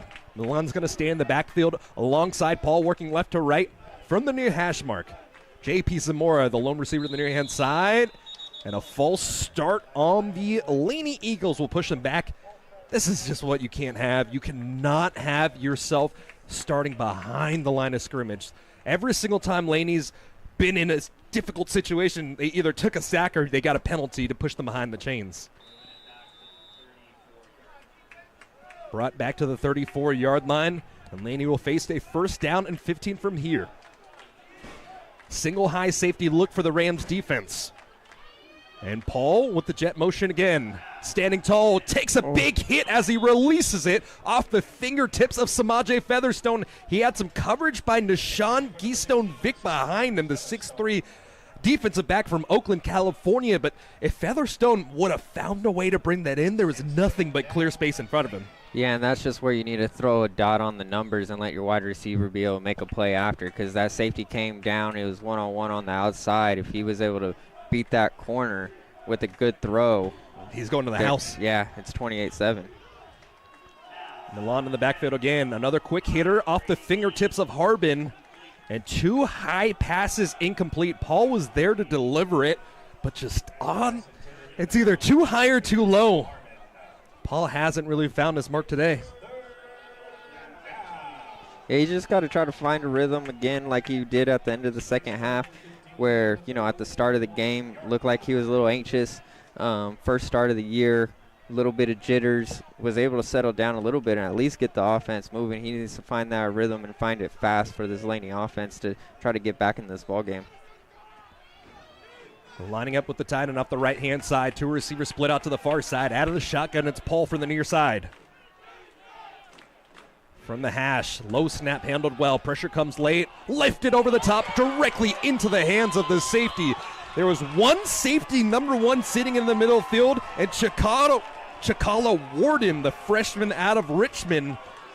That is one of the easiest picks he'll get in his career. Yeah, can't miss high over the middle. Yeah. I mean, you want to talk about the 2 quarterback sins of the quarterback position. No late across the body, no high over the middle. Yep, and can't throw behind on an out route. Yeah. So the offense had a nice explosive play by Milan, able to pick up the first down on a 13-yard rush. But after 2 straight incomplete passes, the third one is caught, but it's caught by the safety. And the first interception of the game goes the way of the Rams. They'll start off with the rush off the right-hand side, working off right tackle, stiff arms into the back of his offensive lineman, and a terrific tackle by Gavin O'Leary staying into this game as Pearson's tackled behind the line. And Gavin O'Leary showing why he's one of the best safeties in the state right there. Made the tackle and put some little extra oomph on that back end of that as well. That's what you have to do. You got to start punishing some of these smaller backs, 5'8", 175, not the biggest body. So when you're coming downhill, seeing a guy that has had his momentum stop because he's running to the back of his offensive lineman, you have to make him pay. And those body blows have got to start paying off. Off coverage by the defensive backs here on 2nd down and 10 from midfield. Sprint left. Banks rolling out to the left-hand side, and he's going to be a quarterback keeper towards the near sideline, angles towards the sideline, getting just about a yard on the play as he's escorted out of bounds by Roman Gates, and they will give him a gain of 1 moving into the Eagle side of the field, but it's a 3rd down and 9, and this is where Laney's defense has found success, really getting them off their rhythm, essentially, and forcing them into these 3rd down and longs. Yeah, but to counter that, City's also been able to convert some of these 3rd down and longs too, either through the air or even on the ground as well, either by way of the quarterback scramble or a couple good runs by the running backs. Well, are you going to be the Laney defense from the beginning of the game and the end of the half, or are you going to be the in-between? That's really the question you want to ask. Yeah. Lining up with the up back off the right-hand side, and it's a counter to the left. Breaking free, but tackled down. A good job by Roman Gates being able to stick with Pearson. Pearson tried to hide behind his pulling guards, and a flag down at the end of the play as well. Expect to see Laney decline this one and get off the field. But Pearson had a lot of success running north and south, but now when he's running east and west, yes, he is a speed back, but this is where he gets into trouble. I understand wanting to be patient and waiting for your lanes to open up, and that's where he found his success on the 3rd touchdown of the day early on. But in the middle of the field, when you got some big bodies in front of you, sometimes you just got to put your foot in the dirt and make a play. Yeah, I think Laney's also changed up their defense a little bit too, where their linemen are starting to slant inside instead of taking people straight on and letting their speed on the outside, then set the edges and make their tackles, because they keep bringing the safety down into the box, and either blitzing or just having that extra body has really helped. Daniel Hughes lines up, the 26-year-old Australian punter. Low swirling punt will be fair caught by Ruffin down to the 12-yard line. 42-yard punt.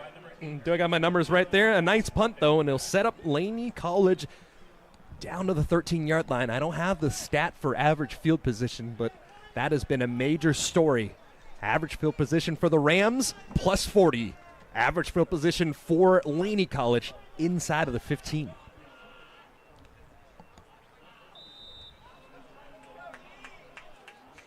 So here for Laney's second possession of the second half. See if they can get this quarterback in a rhythm. See if they try to get their running backs going and get some momentum on their side. Milan will line up in the backfield as they put the jet motion for Ruffin.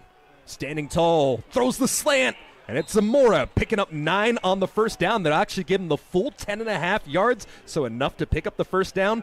And this is what I want to see. Get some of your bigger athletes in space, and when you got such a dynamic athlete, 6'4", 180, running some crispy routes like that, you'll find some success. Yeah, and it's nice when you have big bodies to throw to on the outside, too, because it seems like he has a little trouble. He's a little shorter quarterback throwing over the middle, get it to the outside where he doesn't have to throw over everybody's head. Listed at 6 foot as the give goes over to Milan, and Milan just using that momentum to fall forward to make it still 2nd down and 10. In that situation as well, it was a little bit of a read option. I want to see Paul take that one. He gave the ball, and Milan was essentially smothered right at that mesh point. Credited with half a yard on the play. Milan, the only running back here, as Norton getting a breather to start this half. And Milan seemingly has been on a little bit of a pitch count to start the year, so maybe this is when you really start to have to put in your big guns. 2nd down and 9.5 yards. Jet motion goes over to Ruffin. Ruffin on the jet sweep. Bounces to the far sideline. I'll tell the numbers. Finds the sideline out to the 40. Now to the 50-yard line. Cuts it back up. Back to the opposite direction. And Ruffin taken down at the hash mark. He'll be spotted down forward. Progress gives it down to the 41-yard line. An explosive play. Picks up the first down. And now Laney College finally trying to move to the line quickly and finding some success. Yeah, and that's Laney's really first big chunk play of the day, and got it off a nice little jet motion right there. And I like the fact that they ran that jet motion 3-4 times before giving it, because it forced the defense to really start to kind of lull themselves to sleep. So now let's see what Paul has in store. It's a handoff, stretch to the right-hand side. Milan able to cut back between the tackles, and Milan nearly falling into the ankles of his offensive lineman. That was his left tackle in the area in Dom Maiava, but a pickup of 2 on the play. Some stout defense being played by City College here on the runs by Milan. A lot of window dressing, and the give to Milan, just tough sledding. I mean, he's doing all he can to pick up these yards here. Yeah, something that's helped City today, too, is just playing man coverage across the board. So it lets your linebackers keep their eyes in the backfield and flow to the ball. Paul will motion is tight and off the left side. They'll reverse it back, checking man-to-man coverage. Now it's a play-action fake. Throw it into the flat, and it was late and behind the intended receiver. That was Jeremiah Caldwell, the fullback, leaking into the flat. And now, after some big plays set them up, the 34-yard rush by Ruffin on the jet sweep. It's 3rd down and long from the 39-yard line. And at this point, it's 4-down territory with 9:19 remaining here in the third, trailing by 4 scores.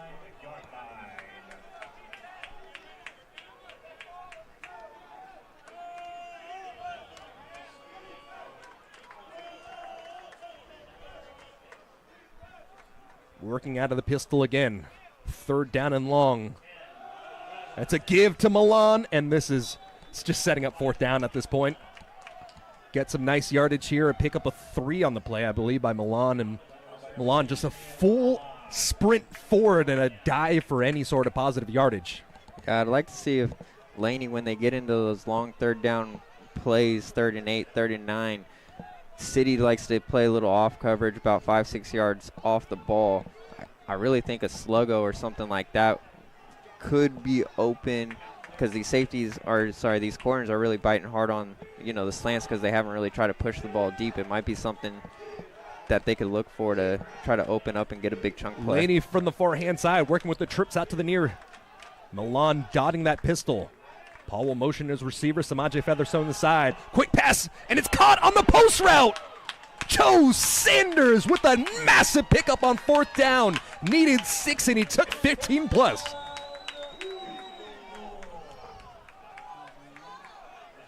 Laney has very dynamic athletes at the wide receiver position. They just need to be able to get them in space and get them open. I like it when Laney goes to trips, too, because it just creates a little more chaos for the defensive backs when you're playing man and have to communicate and dodge everybody. Especially because they're motioning that outside receiver back inside, forcing that banjo call, and sometimes if it comes late, you're in a bad situation. Yep. Give to Milan, and Milan just running north-south, picks up a gain of 4 out to the 11-yard line. And if I'm not mistaken, this is the first time Laney College has been in the red zone tonight. Comes inside of 8 minutes to play here in the third, trying to get their first score, breaking that goose egg open.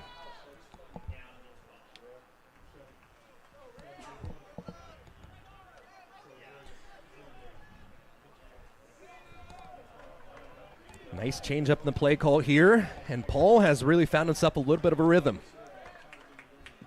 Out of the shotgun this time, the spread, jet motion for Ruffin, and another give over to the Ruffin. Ruffin trying to turn the corner, able to squeeze by 2 different defenders, enough for the first down. 8-yard rush on the play. Jerry Ruffin on his 8th carry of the year. I think we're going to have 3rd down. Oh, they marked it half a yard short.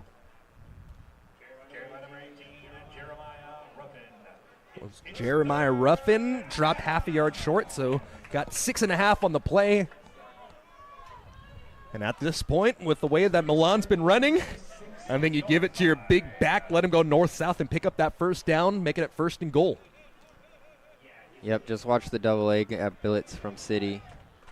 Yeah, with the big body at 5'11", or 5'10", 200. He runs like a guy who's 250, though. Jet motion again, and it'll be a pass. Quick slant late and behind the intended receiver. Samaje Featherstone had no chance at that ball as the coverage was played by the safety, Caden Roberts. And I don't hate that play, to be honest. You go ahead in that situation, you try to get a pass, you try to get something positive, and now in a fourth down situation, you have the opportunity to essentially go heavy and maybe go tush-push here. Yeah, I don't mind the play call at all because you know that they're going to bring the double-A gap blitz. You know you're going to have one-on-ones on the outside. You have big receivers on the outside. He had him beat. The throw is just behind him. And so they will line up in a pistol instead of under center here. So I think this is going to be big on big, and let's see if Milan can get over the top. Give to Milan, right-hand side. Flag comes in at the end of the play, enough for a first down, brought down at the 1-yard line after a rush of 5 on the play. Let's see what this flag is on. The flag was dropped down on the end of the Laney logo in the backfield, and maybe too many men on the field. Quarterback saying it's on City. Let's wait to see what the white cap says. Yep. Yeah, that's exactly it. So that penalty will be declined. And the nice run by Milan. One thing I love to say is they were expecting him to go A-gap the whole entire time despite the fact that all the pressure was there. Bounced it out to the right-hand side and ripped a nice gain of 5 on the play. And the same formation here, everybody off the right side of the line. Milan's dotting it. Paul gives. Milan springs free! In for the touchdown! 1-yard rushing touchdown, driving all the way down the field to get their first score of the game. 28-6, finally cracking that goose egg. Third quarter at the 6:09-minute mark.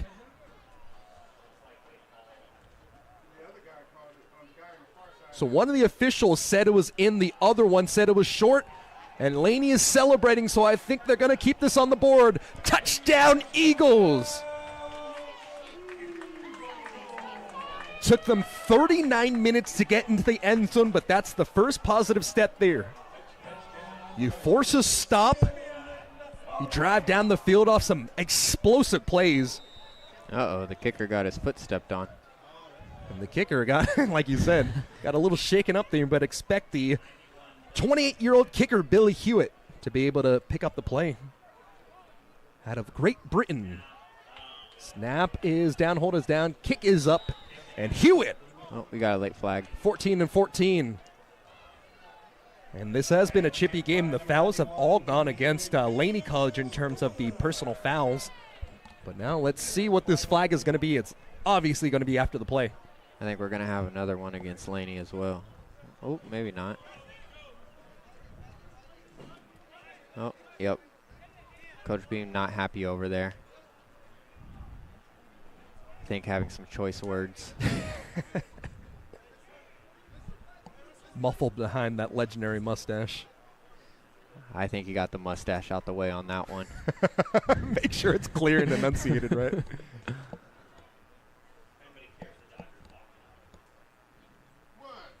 So, in terms of penalties, 6 penalties for 65 yards for Laney on the other side, 3 for 20 on City.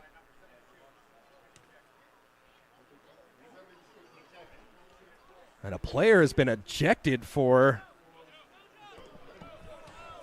Laney. 72 was the number that I heard. Yeah, I see him walking over to the locker room. And that's Selasei Mafuaigano. We've said his name a couple times tonight. I think that'll be the last time. Was it Laney or was it on City? I believe Laney, number Laney, 72, okay. is going into the locker room. That's a difficult situation for Laney because that's your starting right tackle, Masi Manuma. So now let's see what they bring around. They have guys like Rohan Azizi, or Aziz, I should say. And you have either Raphael Gardner or Aiden Van Hoos that you can feel comfortable putting into that right tackle spot. Ooh, that is a tough one, though.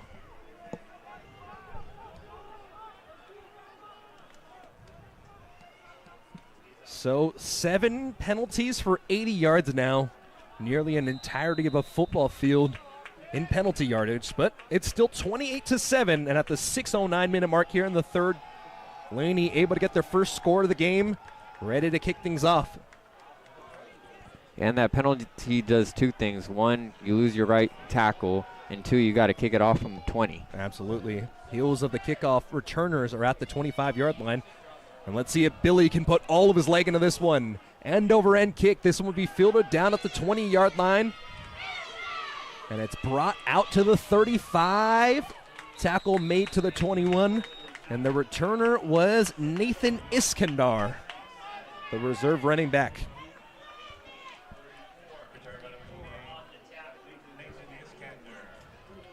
Tackle made by number 34, Main Mozik.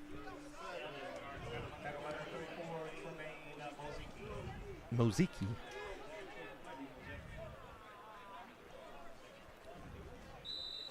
So the ball spotted down at the 37. You got off the field last time around. And at this point, I think you got to be pretty aggressive trying to put them behind the chains again. City College, anytime they've been in essentially rhythm offense, they found success. And when they've been behind the chains, that's when they've had to get really creative to get those first downs. Direct snap to the running back over to Iskandar.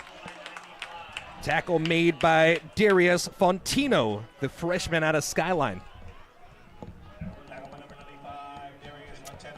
And this is really good to see Fonteno out there.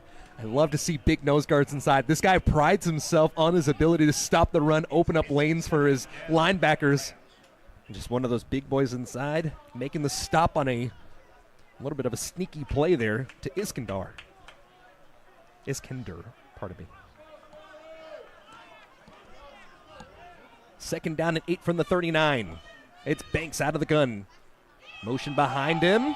Rush given over to the back. Tackle made by Gavin O'Leary after the give, and Laney's defense is playing some stout ball right now, really meeting them in the hole.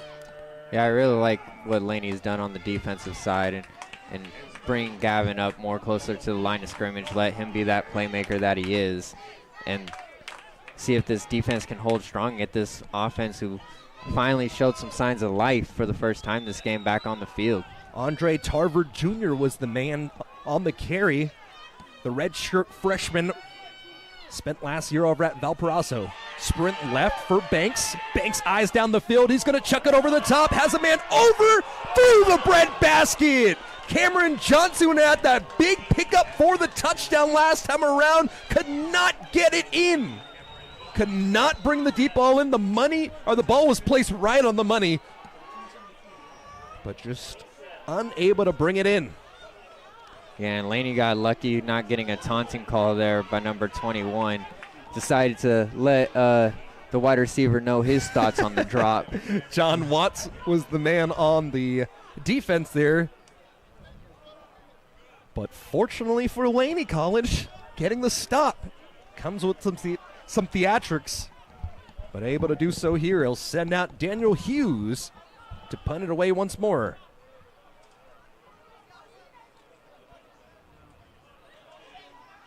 Hughes, low drop punt, turns into a high swirling, and it's rough and falling to his rear end at the 12-yard line as it's another terrific play by the punter. Something about these Aussie punchers. Yeah. I mean, he's averaging 53 on the, or no, pardon me, that's the wrong statistic.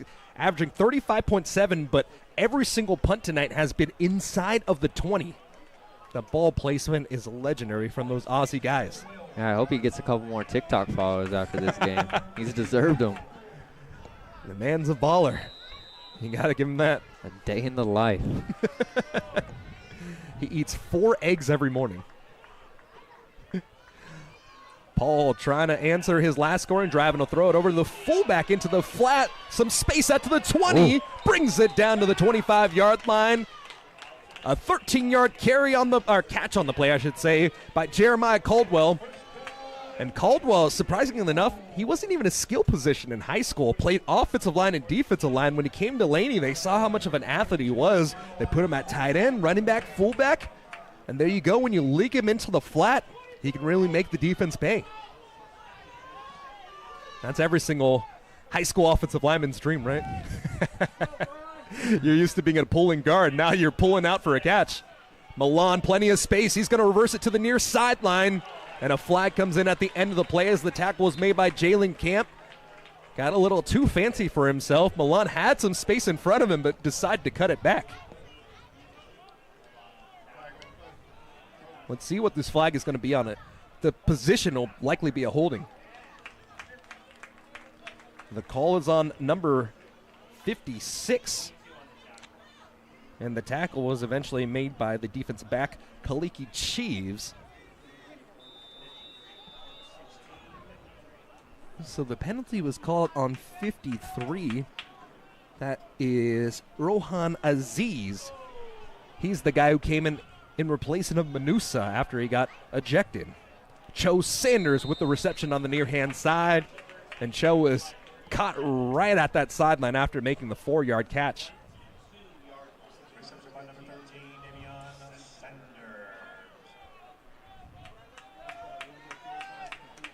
Laney facing a second down and long now. Second down and 13. Clock still running down here, 3:17 counting down. You've got to work with a little urgency as you trail by 3 scores here. But at the same time, you want to make sure you get the right play call in. Trayon Paul out of the gun, trips to the far-hand side. That's the wide side. They'll motion Samaje Featherstone to the farthest receiving spot. Time to throw. It's a low pass over to Featherstone and took the brunt of the contact without getting any yardage as that ball will be called dropped on the play.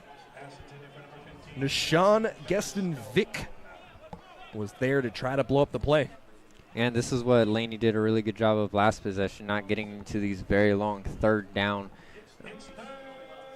situations. And here, faced with a 3rd and 13 on their own 22-yard line. Yeah, and I want to see them start to attack north and south instead of east and west because they were having success attacking down the fields and really just beating those safeties, or pardon me, those corners on man-to-man coverage.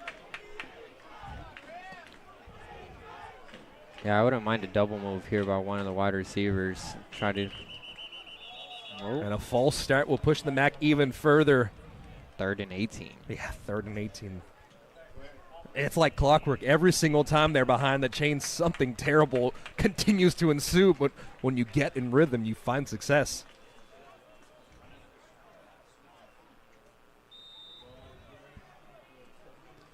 So, at this point, do you just try to get some yardage, enough room to punt it away, or do you try to get aggressive here with 2:55 remaining? I think down 21, you got to stay aggressive. High snap, handled well. Throwing across the middle of the field again. And Cho Sanders was able to get his hand on it, but it wouldn't be anywhere near enough for the first down. So turn into 4th down and 18. It'll force the Laney unit to come out here and to punt it away. Remember, this drive, or this half, started out with an interception by Laney, and Laney did a really good job being able to force a 3-and-out after that play. Yeah, this defense has done a really good job standing strong here in the second half. You can tell the difference when they're not on the field, possession after 3 plays, and able to get their win. They've been playing really well and made good defensive. A muff punt here. Just has to boot it away as a late man returns it. And now the ball spotted down inside of the 19. That is the worst possible situation there. Just wasn't quite ready for the ball. Was Brandon Niermeyer after a terrific last punt. And now, just a terrible situation upon you. It's really time for the defense to buckle up, and you're going to need to push them back. You're in field goal range in this situation if you're City.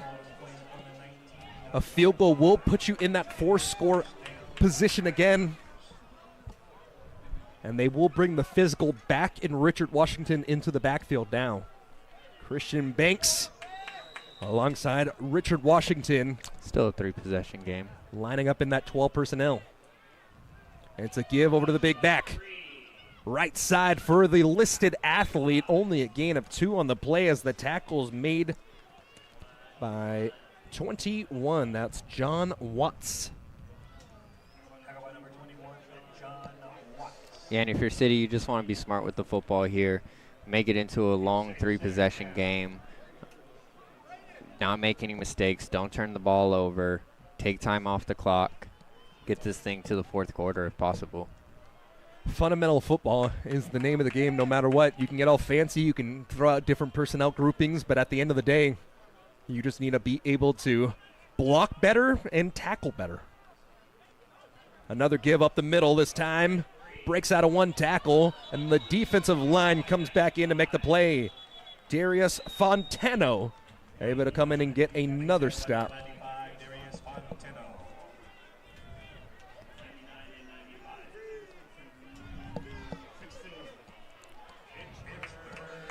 Third down now after the muff punt gives the ball to the Rams inside of the 20-yard line.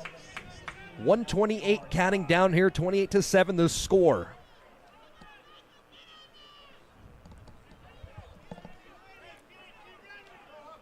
Three receivers to the wide side of the field from the far hash mark. It's Banks once again. Banks with the low snap. Another give. This time moving a pile, enough for the first down.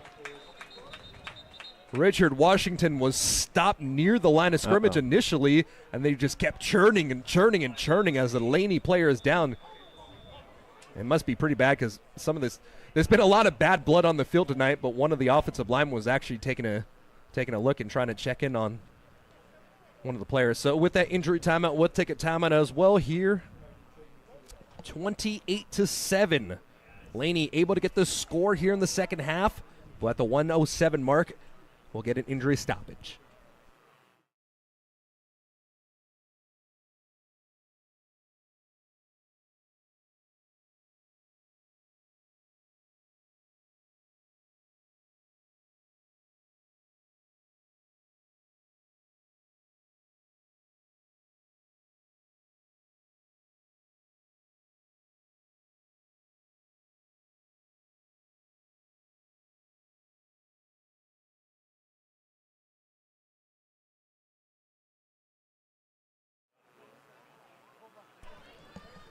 So an illegal formation will bring the ball back, facing a 3rd down and 12 now.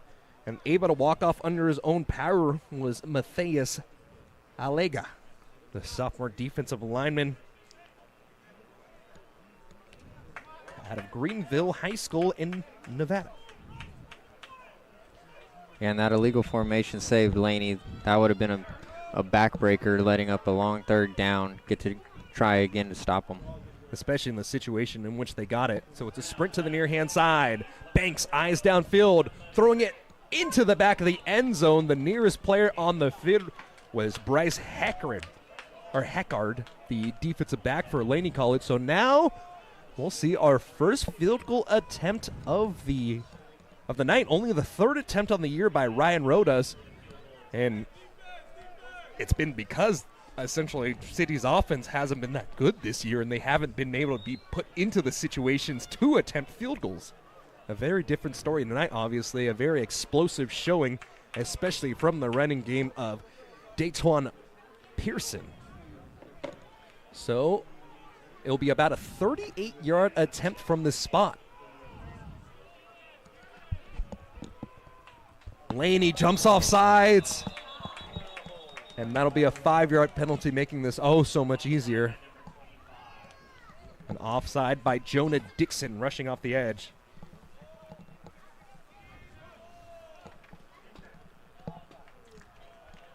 So that'll push this ever so much closer.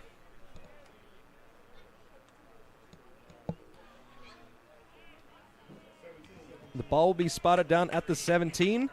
So it's going to be at the 16, so it'll be a 33-yard field goal attempt. Now it'll be a season long. Only a 25-yarder on the year so far for Ryan Rodas. Rodas, a low end-over-end kick.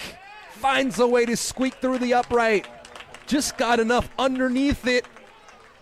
And that'll bring this back up to a 4-score game.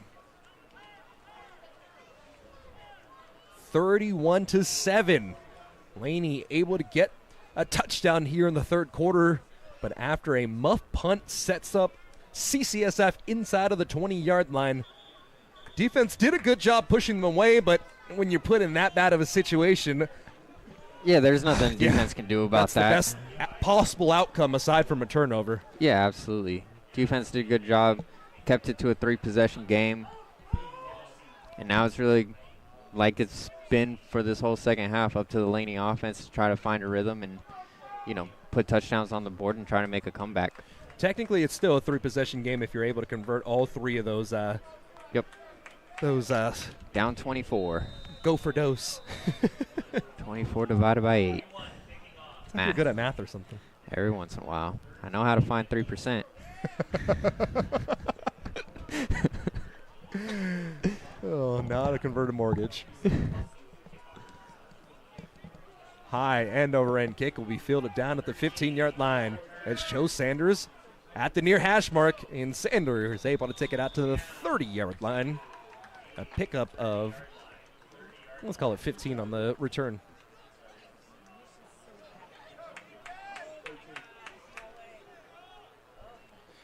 Sanders has taken over as the primary kickoff return man. Ruffin has gotten a lot of those, but as they're sending out those 2 kick units, Sanders has been doing a pretty good job. The tackle on special teams was made by Travis Jackson. Or, got the wrong roster in front of me. It was made by number 31, Andre Charver Jr. Jet sweep motion, and it's another give over to Ruffin to the near hand side. Hurdles a defender out to the 35. Took a massive blow down to the 40. And they'll mark him down short at the 39-yard line as Sonny Vitale makes the tackle. Yeah, that jet sweep's been a good source of offense for this Laney offense. City did a good job making them feel it on that play. Yeah, can you believe Ruffin was only averaging half a yard per rush? He's been given the ball 6 times up to this point, but tonight it's been working well. So now it'll be a second down and short, and maybe a shot taken by this defense. A single high look. Motioning Featherstone across the formation. Play action fake. Eyes downfield. Throws it right at the sticks for Samaje Featherstone, and Featherstone needed one, got one. And that'll bring us to the end of the quarter. 31-7, the score as the Rams have found their rhythm after a dominating victory from Delta College. And believe it or not, that was the first catch of the night for the number 1 receiver for Laney College. So that'll send us into the fourth quarter play. A huge deficit in front of them. But hey, I've seen crazier things happen. That's why we love college football so much, isn't it? Absolutely. Hopefully we get a little Maction ending.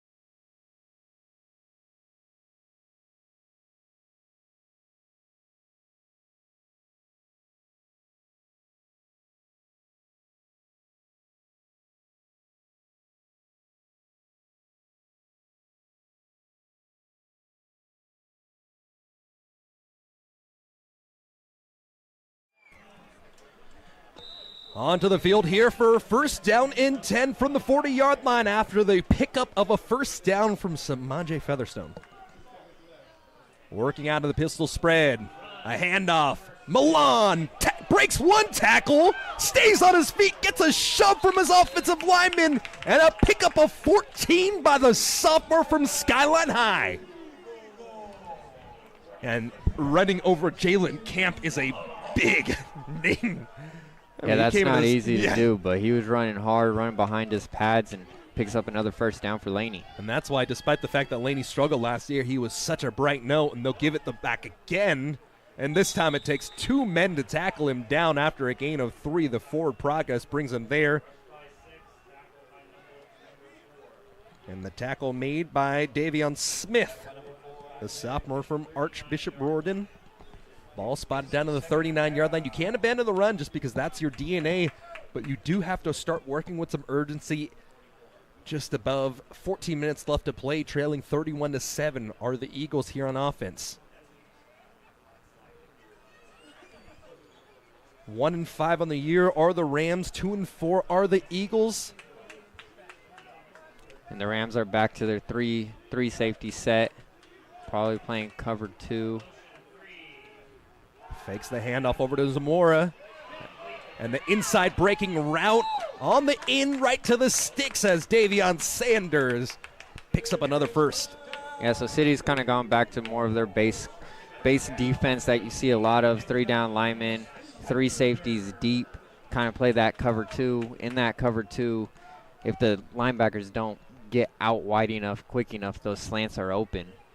Yeah, and when you are showing your hand to that extent up here, maybe start looking for that hole shot, right? Yeah, hard with the 3 safeties high.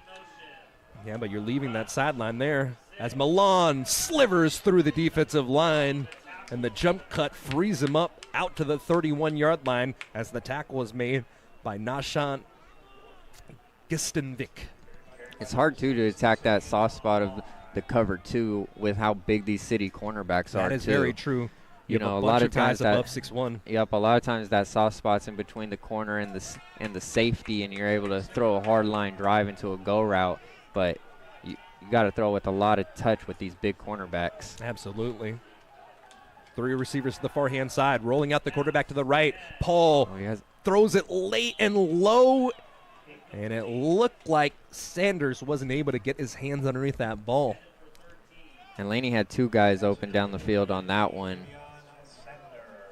At some point, the quarterback's going to need to take a shot down the field just to keep the defense honest if it doesn't hit. And on that drive, when they did get the touchdown, what set them up? It was those post routes. It was those slant routes. It was those shots down the field. They had the go route on the outside because the safety wasn't respecting the deep ball and was trying to come up, and if there was an out route or something, try to jump it, where eventually you're going to have to try to take your shot. Zachary Norton comes in for the first time here in the second half. And it's still a 3-receiver set to the far-hand side, facing 3rd down and 6. 3-step drop, and it's intercepted across the middle, taken by Warden, and Warden's going to go coast to coast, out to the 25, the 10-5, touchdown Rams. Yeah. Try to attack down the middle of the field, and the safety was Warden coming up for a massive blow. Yeah, and the middle of the field is not typically short. The middle of the field on a little hitch is not typically how you want to attack a Tampa 2 defense. It's either up the seams or on the outside, and the safety did a good job reading it, saw them sit down and jump the route. And it's so easy to help out when your linebacker's right there in that soft spot to help really just force the defense or the offense to throw into that window. And it's easy to be aggressive, too, when nobody's taking a shot past 10 yards. Yeah. Or 15 yards. You're able to be aggressive and know you have backside help with the 2 safeties deep. The right defense called to diagnose that play by the offense. And after the pick 6, it's 37-7. Trying to pin on the extra point is Rodas. Snap is off hand, or hold is down. Crosses the T and the PAT as Ryan Rodas stays perfect on the evening. And at this point, you're down a big amount of points, but you still got to find some success. Bo Blau is week to week, so you don't know when he's going to come back. So now you just have to really try to figure out what Drayon Paul is really good at and just really try to discover some positives here. Yeah, you never want to give up on a game, but at some point you're going to want to go back to a base offense and just try to get some rhythm, try to see what works, what doesn't work, and what this offense with a new quarterback is comfortable with and what they can, execute at a high rate. And so the first interception was essentially a freebie. That one was taken a massive return. 75-yard pick 6 for Warden. And now Laney needing an explosive play on special teams.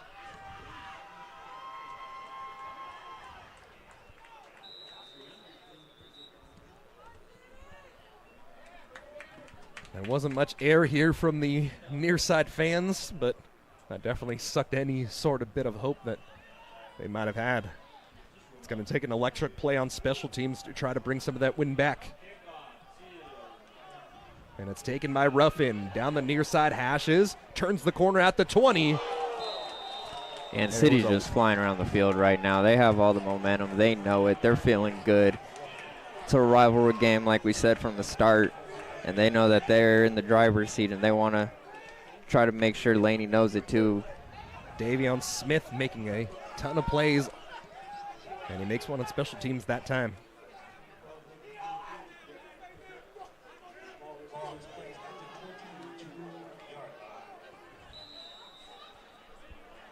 Starting at the 22-yard line. One of the best qualities you can have as a quarterback is a short-term memory. And it looks like a new quarterback is into the game for the Eagles, as it's Daniel O'Connor. And the rush is given over to Zachary Norton. And so O'Connor is a sophomore quarterback out of Lincoln High School in San Francisco, 6'2", 215 pounds. And if I'm not surprised, or if I'm not mistaken, I think this is his first playing time of the year. It's second down, Laney.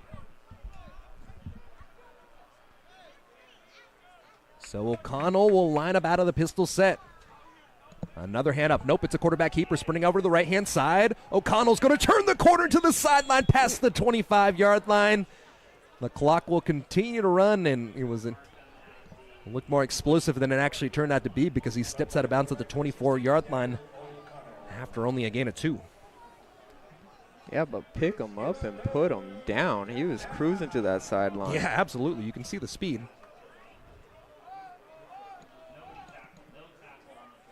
Stepped out of bounds, however, here. So now on 3rd and 8. I want to see him possibly get into that situation where he can roll out again. But it's a little hard because right-handed quarterback rolling out to the short side of the field, right? Yeah, you can roll him out to either side. You just normally don't want to run a deep route on it. And it's a play-action fake. Flips the hips, throws down the field, over to Zamora, and the coverage on the play made by Warden, but Warden will be called for the pass interference. Got the bump on Zamora alongside the near sideline, and I think that call is going to be made because of the fact that he didn't turn his head. That's a very nice call for Laney, I'll put it that way. Because to me, that was a bang-bang play. He got there at the same time as the ball. Ball was underthrown. There wasn't really any contact beforehand. And regardless of how the play, it. Yeah, exactly, you're going to take that, especially down by 31 here with 10:52 remaining.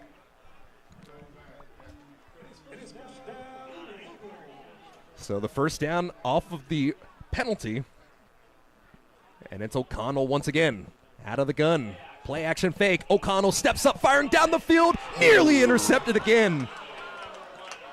It was Warden trying to get the hat trick, and those pink gloves maybe flashed a little too bright in front of his eyes. Yeah, that might be why he's on defense. He's had a good game. He's had a good game this far. Had the 2 picks, like you said. That one could have been his 3rd. Oh, man. Try to use those hands, but just closed them a little too early. But good coverage nonetheless. Good job reading the field. Just did everything good except the catch. I'll tell you one lesson I learned. For those of you that don't know, Kyle was my quarterback a long time ago, many moons ago. Albany's second favorite quarterback here. Of course, Crowley's everybody's favorite quarterback here at Laney. And we'll get back to the story in just a moment. Jet sweep motion, play action fake, slant across the middle of the field, and terrific defense played there by Geeston Vick. We've called him his names quite a bit tonight as he's played some very stout defense, and then I'll make it 3rd down and 10 from the 39. But getting back to that point, one lesson I'll always remember from you never want to alligator grip that ball. Always throw up the diamond, whether it's your thumb and ring finger or the reverse with your pinky and ring fingers. Yeah, we lost a lot of good wide receivers, or I wouldn't say good, a lot of wide receivers with those alligator chomps. Unfortunately for Albany, we didn't have a lot of options. There's a reason why I transferred to Berkeley, right? we look more like a Florida Gator crowd with all those chomps out there. Third down and 10 to the 39. Pressure comes, firing across the middle. It's Cho Sanders breaking one tackle, stiff arming another down to the 45-yard line. Cho Sanders with the 15-yard pickup. And I think that's the reason why you put O'Connell in. O'Connell standing 6'2", standing tall in the pocket, and he is not carrying on that contact, just stepping through, firing through. And it looks like this offense with a pass-heavy emphasis now is, I mean, this is a big setup here. Yeah, one thing, too, being 6'2", and he's shown good accuracy, he can run a little bit, too, as he showed on the first play. So being able to still utilize the legs, but be accurate with the football is important. O'Connell gives it over to Ruffin, and Ruffin turns the corner along the sideline, tiptoes out for the first down. Ruffin is electric. Four-sport athlete in high school, baseball, basketball, track, and football. There's a reason why he was a 3-star recruit, had offers from Nevada and Davis, ended up going to Davis, redshirting a year, but he's a Division I athlete.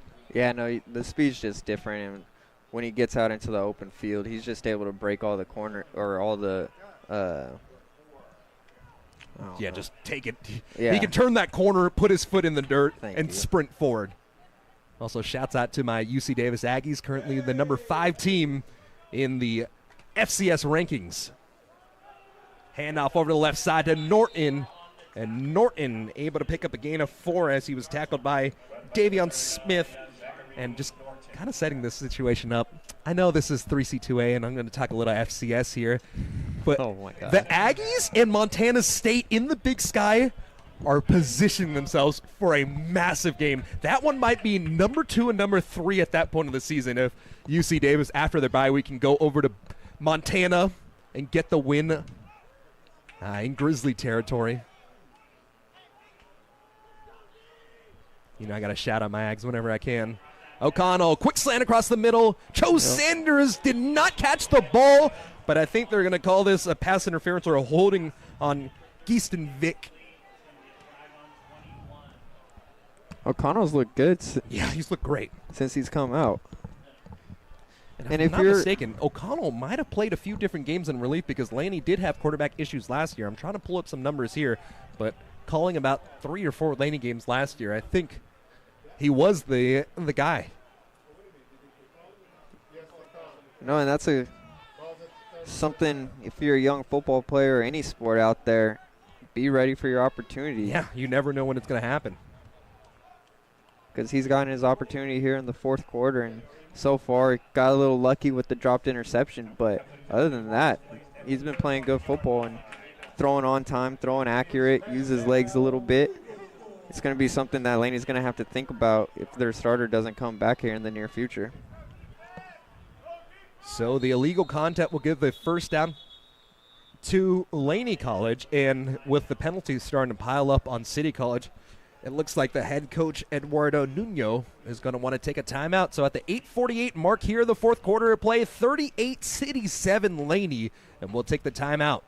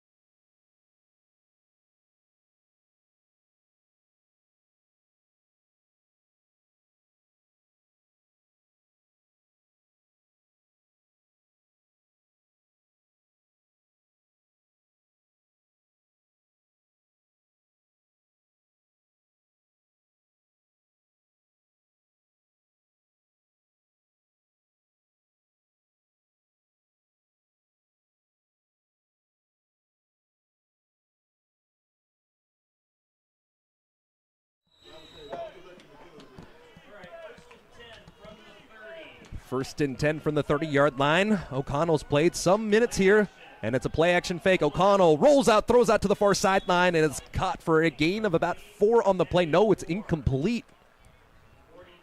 intended for Jeremiah Caldwell. He had some success earlier in the game as he was leaking out into the flat, but this time around wasn't able to get his hands there. Maybe a little alligator chomp from the former interior offensive lineman, right? No, we won't call that one a chomp.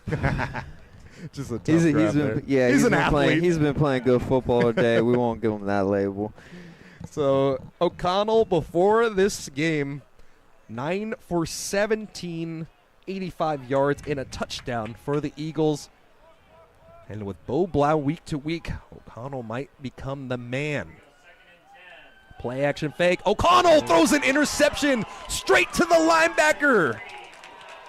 Intercepted by Sonny Vitale.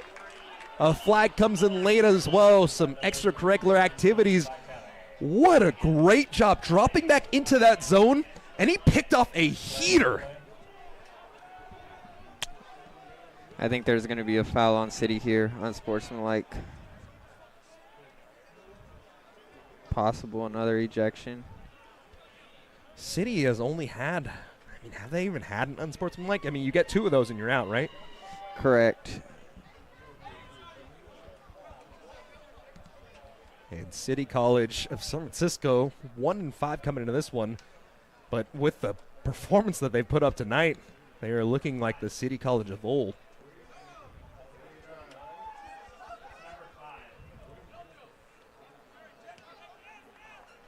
The penalty, I believe, is called on number 5, Giovanni Heyman. And so that'll bring up a different quarterback look here. James Mertz comes into the game, the 5'10", 160 freshman from George Washington High School.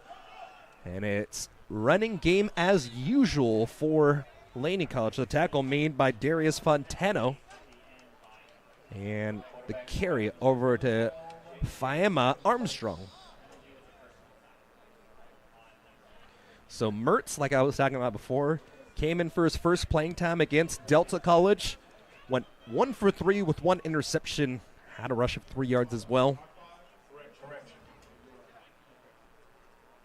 And it looks like Christian Banks is actually back there. So after 1 play, am I mistaken? 15 was still out there, right? Yep. Oh, my mistake. We saw the quarterback warming up on the near-hand side, and I got a little too antsy. That 5 turned into a 2, and Christian Banks takes off at the left-hand side, trying to go over the top, able to pick up an additional 4 yards of airmail. And there's a player down on the field for Laney. That was the man who took a knee to the chest as Christian Banks went flying on the play. Banks is a big boy, too. Yeah, Christian Banks, 6'1", 225. I'm surprised I thought that 15 was a 12 with his stature. And so an injured player on the field will turn into another timeout for us. City 38, Laney 7.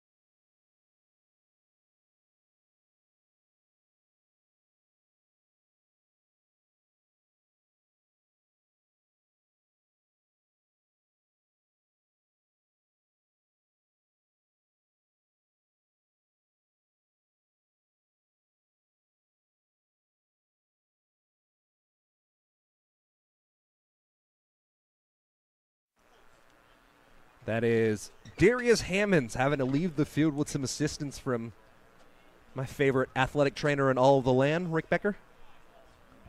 Alongside the terrific training staff here at Laney College. 7:35, the clock continues to run here late in the fourth quarter as City College has the advantage. 38-7. It's likely going to be a false start here. And so I don't want to speculate on any injuries, but as somebody who's had some shoulder injuries in my past, falling on the outstretched arm, that is a bad situation at hand. Likely AC joint or something along those lines. So it's first down and 15 now. And the quarterback continues to stand is Christian Banks.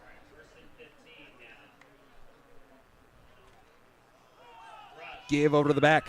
Off the left-hand side, able to push his way forward for a gain of 2. And the tackle was made by Syed Smith, the sophomore from Dixon.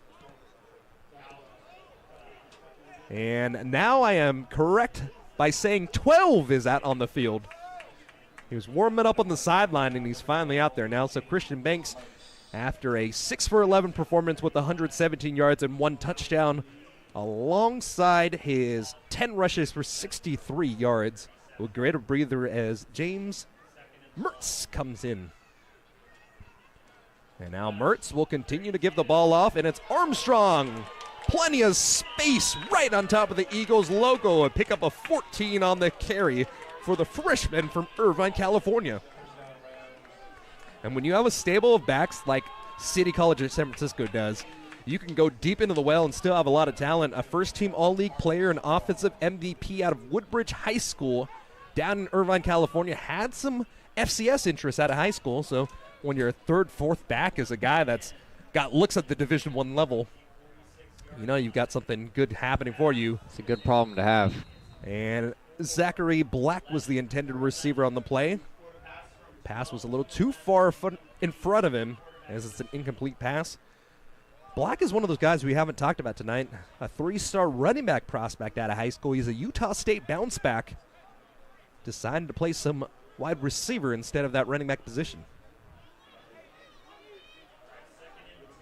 And so now on Laney's side of the field, from the 46-yard line, it's 2nd down and 10 with 5:50 remaining.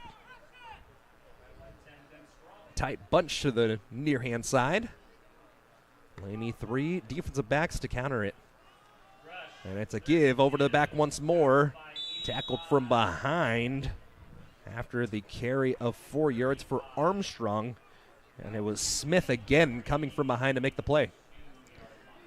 I just want City to throw a screen out there to the near side and let number 3 get out there against some cornerbacks and block. Yeah. Yep. 5'10", 240 is not what you want to see lined up across from you at DB position. Yeah, he has the 3rd most carries on the team. He's the leading scorer on the team. Haven't got him involved very much as Pearson has been doing the heavy lifting. Ball's dropped onto the field. Oh, the defensive lineman completely missed him as Mertz will just run towards the far sideline, getting a gain of 6 on the play. And sometimes when you're just too wide open, you overrush yourself. Smith going to be kicking himself while they're watching film on that one. The ball will be placed down at the 35-yard line. Inside of 5 minutes to play here in the fourth quarter to play. Laney has had the advantage over the last couple of years in this rivalry, but here it's been City since the opening possession. Lining up in a wing back position, and it's a full schoolhouse left as the rush goes for a gain of about 6 on the play, spotted down at the 29-yard line.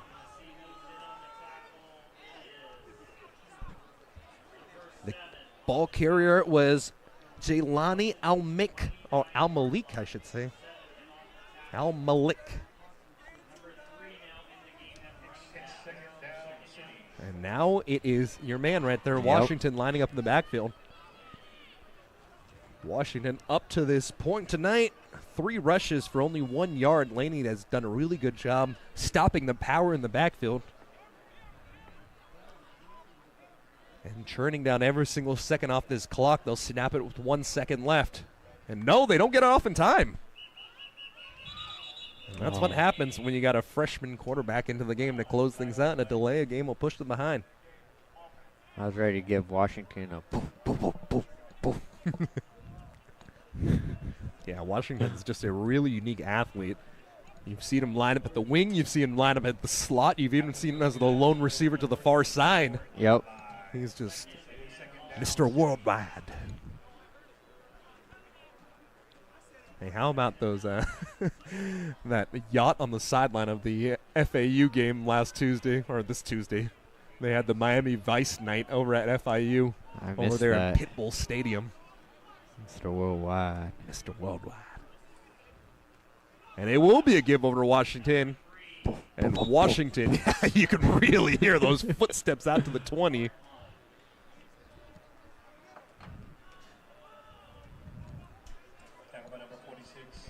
Not going to be too many whoops with him. he's the ground and pound. Matthias Alega makes the tackle on the play, and it forces a third down here. 3:09 counting down. And they'll have to snap it at least one more time before the 2-minute timeout here.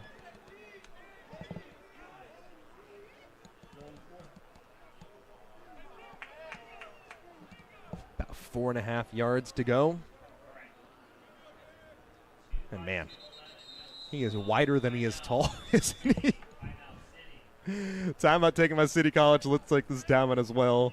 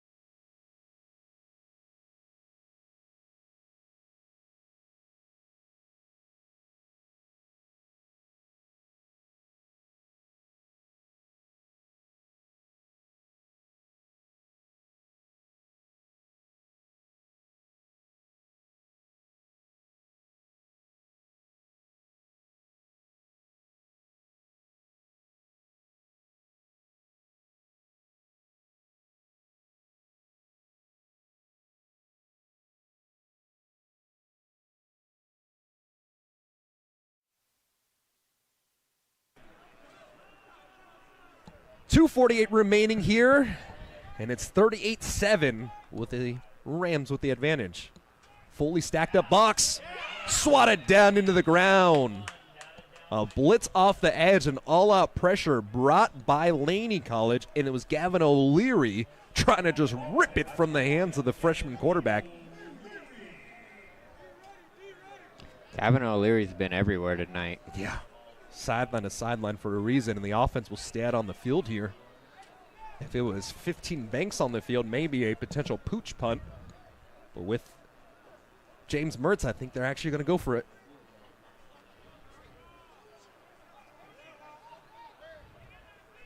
They'll line up with a tight end off the left side of the line, with an up back there in that 12 personnel.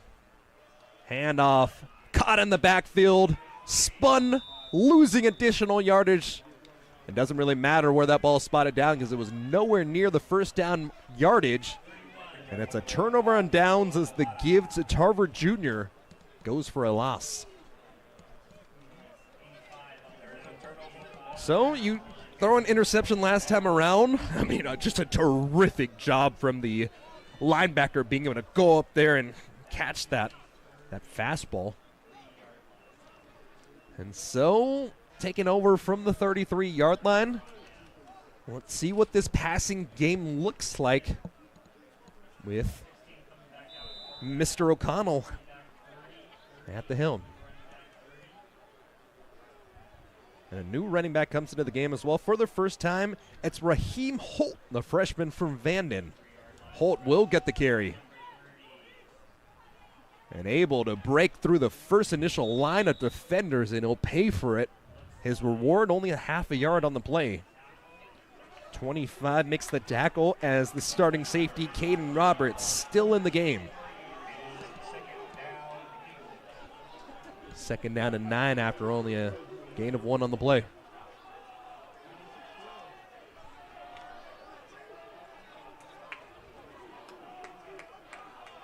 12 personnel once more, stacked over to the left-hand side. And this will send us to the 2-minute timeout. Let's take the timeout as well here. 38-7, Rams advantage.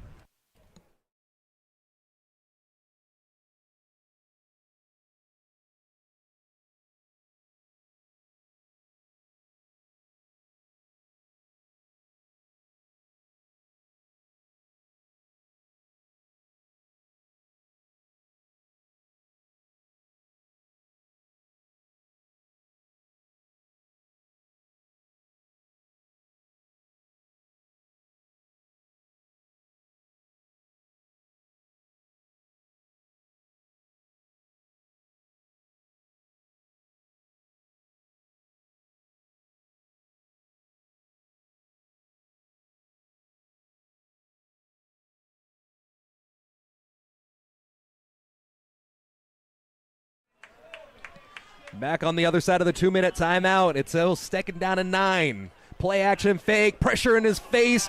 Just able to lift it into the sideline. I'm not sure if he got up the tackle box. There was no man in the area, but at this point in the game, I think the officials are just going to let that one fly.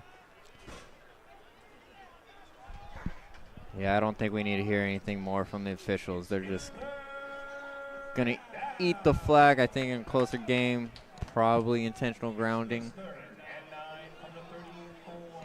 And so now you can work on your third down and long once again. Hasn't been too successful this evening. Let's see what Coach Hag has in store here for the Eagles.